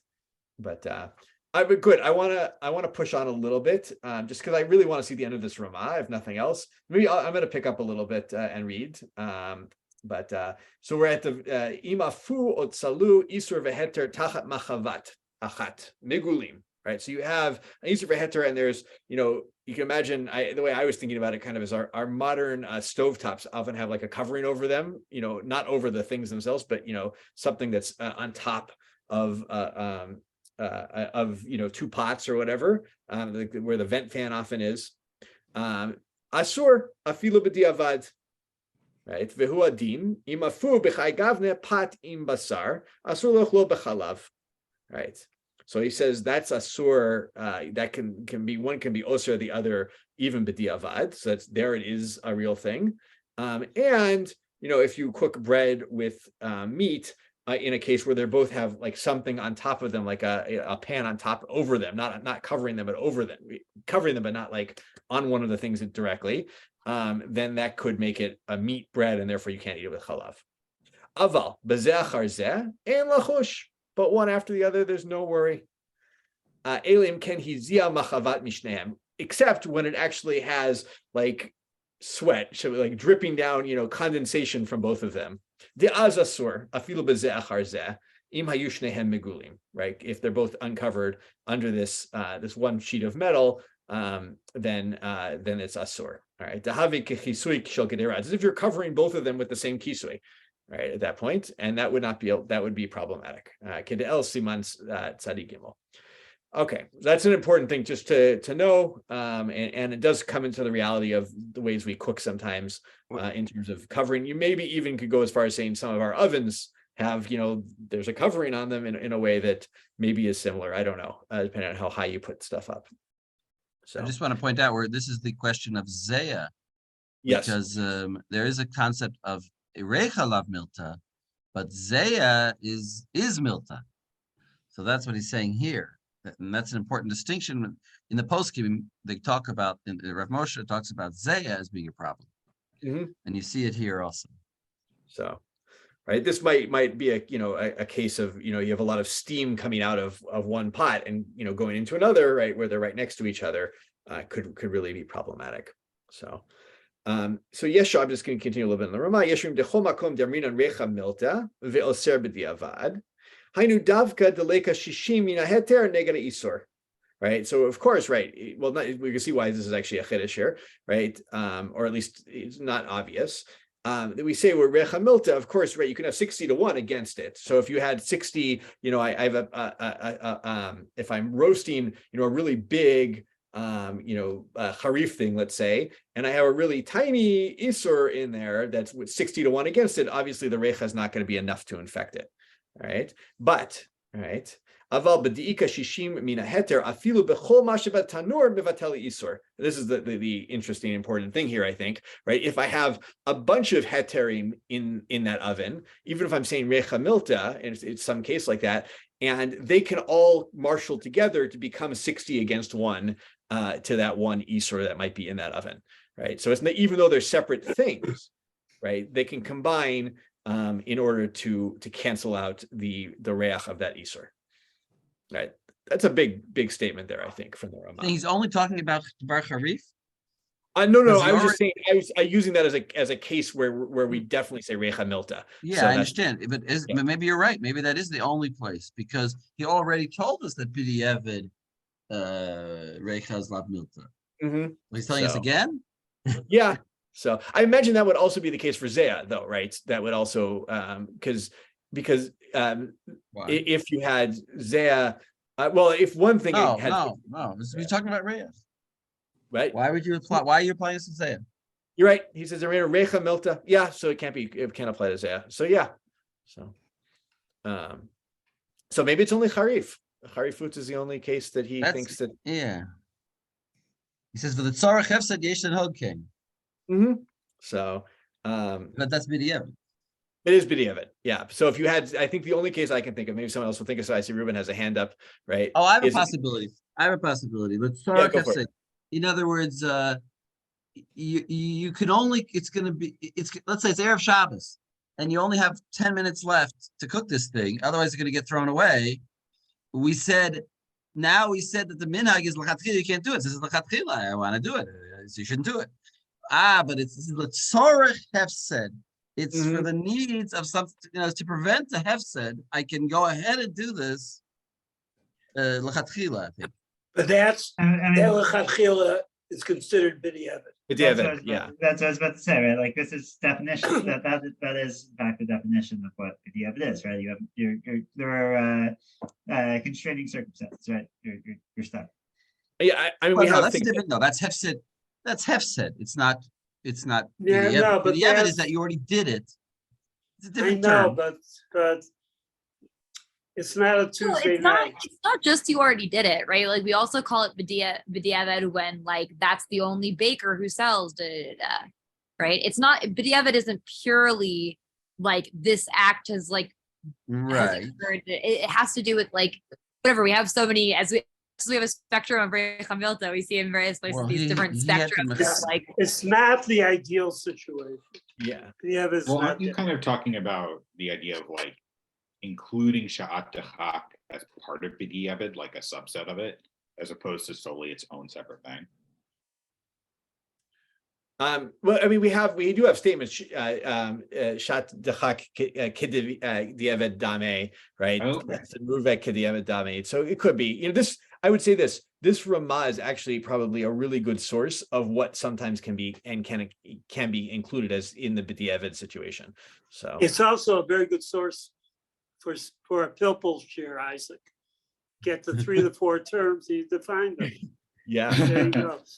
So I know we only have like 2 minutes left. Yeah, but go for it, I was Ruben. wondering Yeah. if you could talk about like just really quickly how we like post practically like say like how do we answer those questions? Yeah, I mean, I think, you know, I'll let the greater minds than I, but the way I'm understanding it is that everyone agrees b'diavad, that it's not milta except for harifut. We're going to see there's one other case. The question which we're going to get to is what about things that are oseh b'mashahu? And that's going to be an important case too, because that might be a problem for Reicha. So maybe I'll go on to that. And then lechatchila, then we have to start thinking about what is actually lechatchila situation and how big are our ovens. Well, it's exactly what you teach people is lechatchila din. When they don't do the lechatchila din, and then they come to you and they say, "What do I do? What's the psak?" So you, as the rabbi, have to know that b'diavad it's okay. But as far as a hora'ah, as a limud that you teach your kahila, so it's obviously the lechatchila din. You don't tell them it's Shas Adchak, Shabbos is coming. They're supposed to call you on the phone right before Shabbos and say, "What do I do? Shabbos is coming, and I know I can't cook this in the same oven. What should I do?" And then you get in Sephardi Kehila, I guess you could tell them like just go for it. No, that also could be avad, right? Well, the Mechaber seems to be like unless your oven was big and ventilated enough, in which case you could say go for it, or if your things are covered well enough, in which case you could again say go for it. No, but according to the Mechaber, it seems to be like a rechal of miltai in any case, like. But again, but only b'diavad. Except it's so small. The Mechaber says it's only b'diavad unless the oven is big enough. Yeah, right. What I say is correct. So your Ashkenazi Sephardi, you tell your people use separate ovens. Don't put bread in the milk bread with fleishik things. Yeah. So good, Rav Landis. You no. Okay, but I would just tell you. But if they call you, then you have an opportunity for being such a wise rabbi. I mean, I will tell you the way rabbi saved us. Yeah, the way I've always learned this is that you kind of designate your oven as either milk or meat, and then the opposite thing you cover when you put it in the oven. You know, and that's the way I've always learned how to do it. But I'm sure there's other versions of that. We finished the Ramah. Finish the Ramah. Good, I want to finish the Ramah. Okay, well, let's start. Have said yesh hoken. All right, yesh omrim de isur haoser b'mashu kagon chametz b'fesach. This is a Tosfot we skipped. Recha milta ve'oser afilu b'diavad ima tanur katan vehu satum. So if you're cooking your chametz and your bread together, your chametz and your matzah together in an oven on Pesach, on Pesach, before Pesach, and because it's oser b'mashahu, that as if the oven is small and isn't ventilated, then that's a problem. V'yesh omrim she'en l'chalek. That's a din d'Rabbanan. Remember, that's a din d'Rabbanan. Yes. So and it comes from the din of the var sheyesh l'matirin. It's a machloket about. It's a machloket about whether that's davar sheyesh l'matirin. That's the reason the chametz on Pesach is. There's one that because we're separated from for the rest of the year, so we don't know. You know, we're not so careful with it, so we have an extra stringency, which I think is the Rosh. So. Okay, sorry. Yeah. No worries. And v'yeshamim she'en l'chalek, but they're those same two. We don't differentiate between oser b'mashahu and just anything else for recha. All right. Umakom have said yesh lismoch al divrei makilin, and therefore in a case once again, Makom have said we should rely. You have no other matzah then you should, or you have to throw out the matzah rather, and you lose a lot of money for it. Let's say it doesn't have to be a lot; you lose money for it. We could rely on the makiling. And vayen lekaman sof siman kuf yudchet im yesh leachmir lecharchila al lishpat. The next case I'm actually going to skip is what two things on a kira. It's a later issue. So how am I doing on time? Did I run out? I ran out. So okay, I want to end there just to say there's some actually good stuff in terms of I'm sure everyone saw it, but the rest of this, which includes our what we saw about the pot on top of the chavit shel yain, and also questions of like, what about smell? Can I just use things that that have reach in smelling them that are asur? And what about like if I cook something in an oven with something asur that I'm just using for good smell? And the havdalah question comes in there too, which is worth looking at in Vav. So but that was my big summary of a lot of Shulchan Aruch very quickly. So sorry we didn't get to everything, but this is a great discussion, at least for me, and hopefully for you too. Give a sentence of conclusion. There was a question out there about double wrapping. You want to answer that one? That's the obvious question. Where did double wrapping come from? I think, and someone can correct me, I think double wrapping is two things. One, there's a Deah worry, and that's like because people worry that one wrapping doesn't prevent Deah. Yeah. And the other one, I think, is just people being very careful because they're afraid of you're going to puncture a hole on the first level. Well, I think this is it was the origins really the Wahoo laboratory. They didn't double wrap the COVID. That's really the whole problem. So yeah, but I've never fully understood double wrapping. So somebody can research it. In one of your sources, it mentioned when it talked about the dough on top, didn't it say it's like 2 coverings? Did it say 2? I don't remember that. It didn't even mark as 1 covering, right? So he thought it was 1 covering a problem because of harifut. But Rav Nahum, I think the source you're mentioning, it was like there was a dough and there was like a regular cover. And so right, like, the box talks about like tarte limalyuta, right? About having multiple factors that permit. No, I don't mean that. But for the Bach, it's about big ovens and ventilation when he's talking about tarte. Right, but he does also end up bringing in the covering of the pots, if I recall correctly, right? But that like if you have basically a combination of factors, then you can permit. But using 1 covering is so maybe 2 coverings is two factors of malyuta if you have no other factors. Is that the idea here? So in small LL airline ovens, I don't know. Well, the idea is simple. The idea is that the other thing, the trafe thing in the oven trafes up the outer aluminum, but doesn't get to the inner aluminum. I think that, and so that now the outer aluminum is trafed, so you can't use that as your cover because it's trafed. I think that's the thinking. What's the source for it? I don't know. So it's a challenge to everybody. Go find a source to back up double covering. That's but the basic halacha, just I think you should remember, is that reicha lav milta is how we paskin, but the minhag is to treat it as a milta in general. In general, I would even go far as say reicha lav milta ve'in morinken, right? Ve'in morinken, right? Exactly. Yeah. So, what's all right for next week? I'm not on for next. Is there regular shir next week? Next week is regular shir, surprisingly, and I'm teaching it. I'll send out sources, and I have a study guide also. I'll send out. I don't know if people find those study guides useful.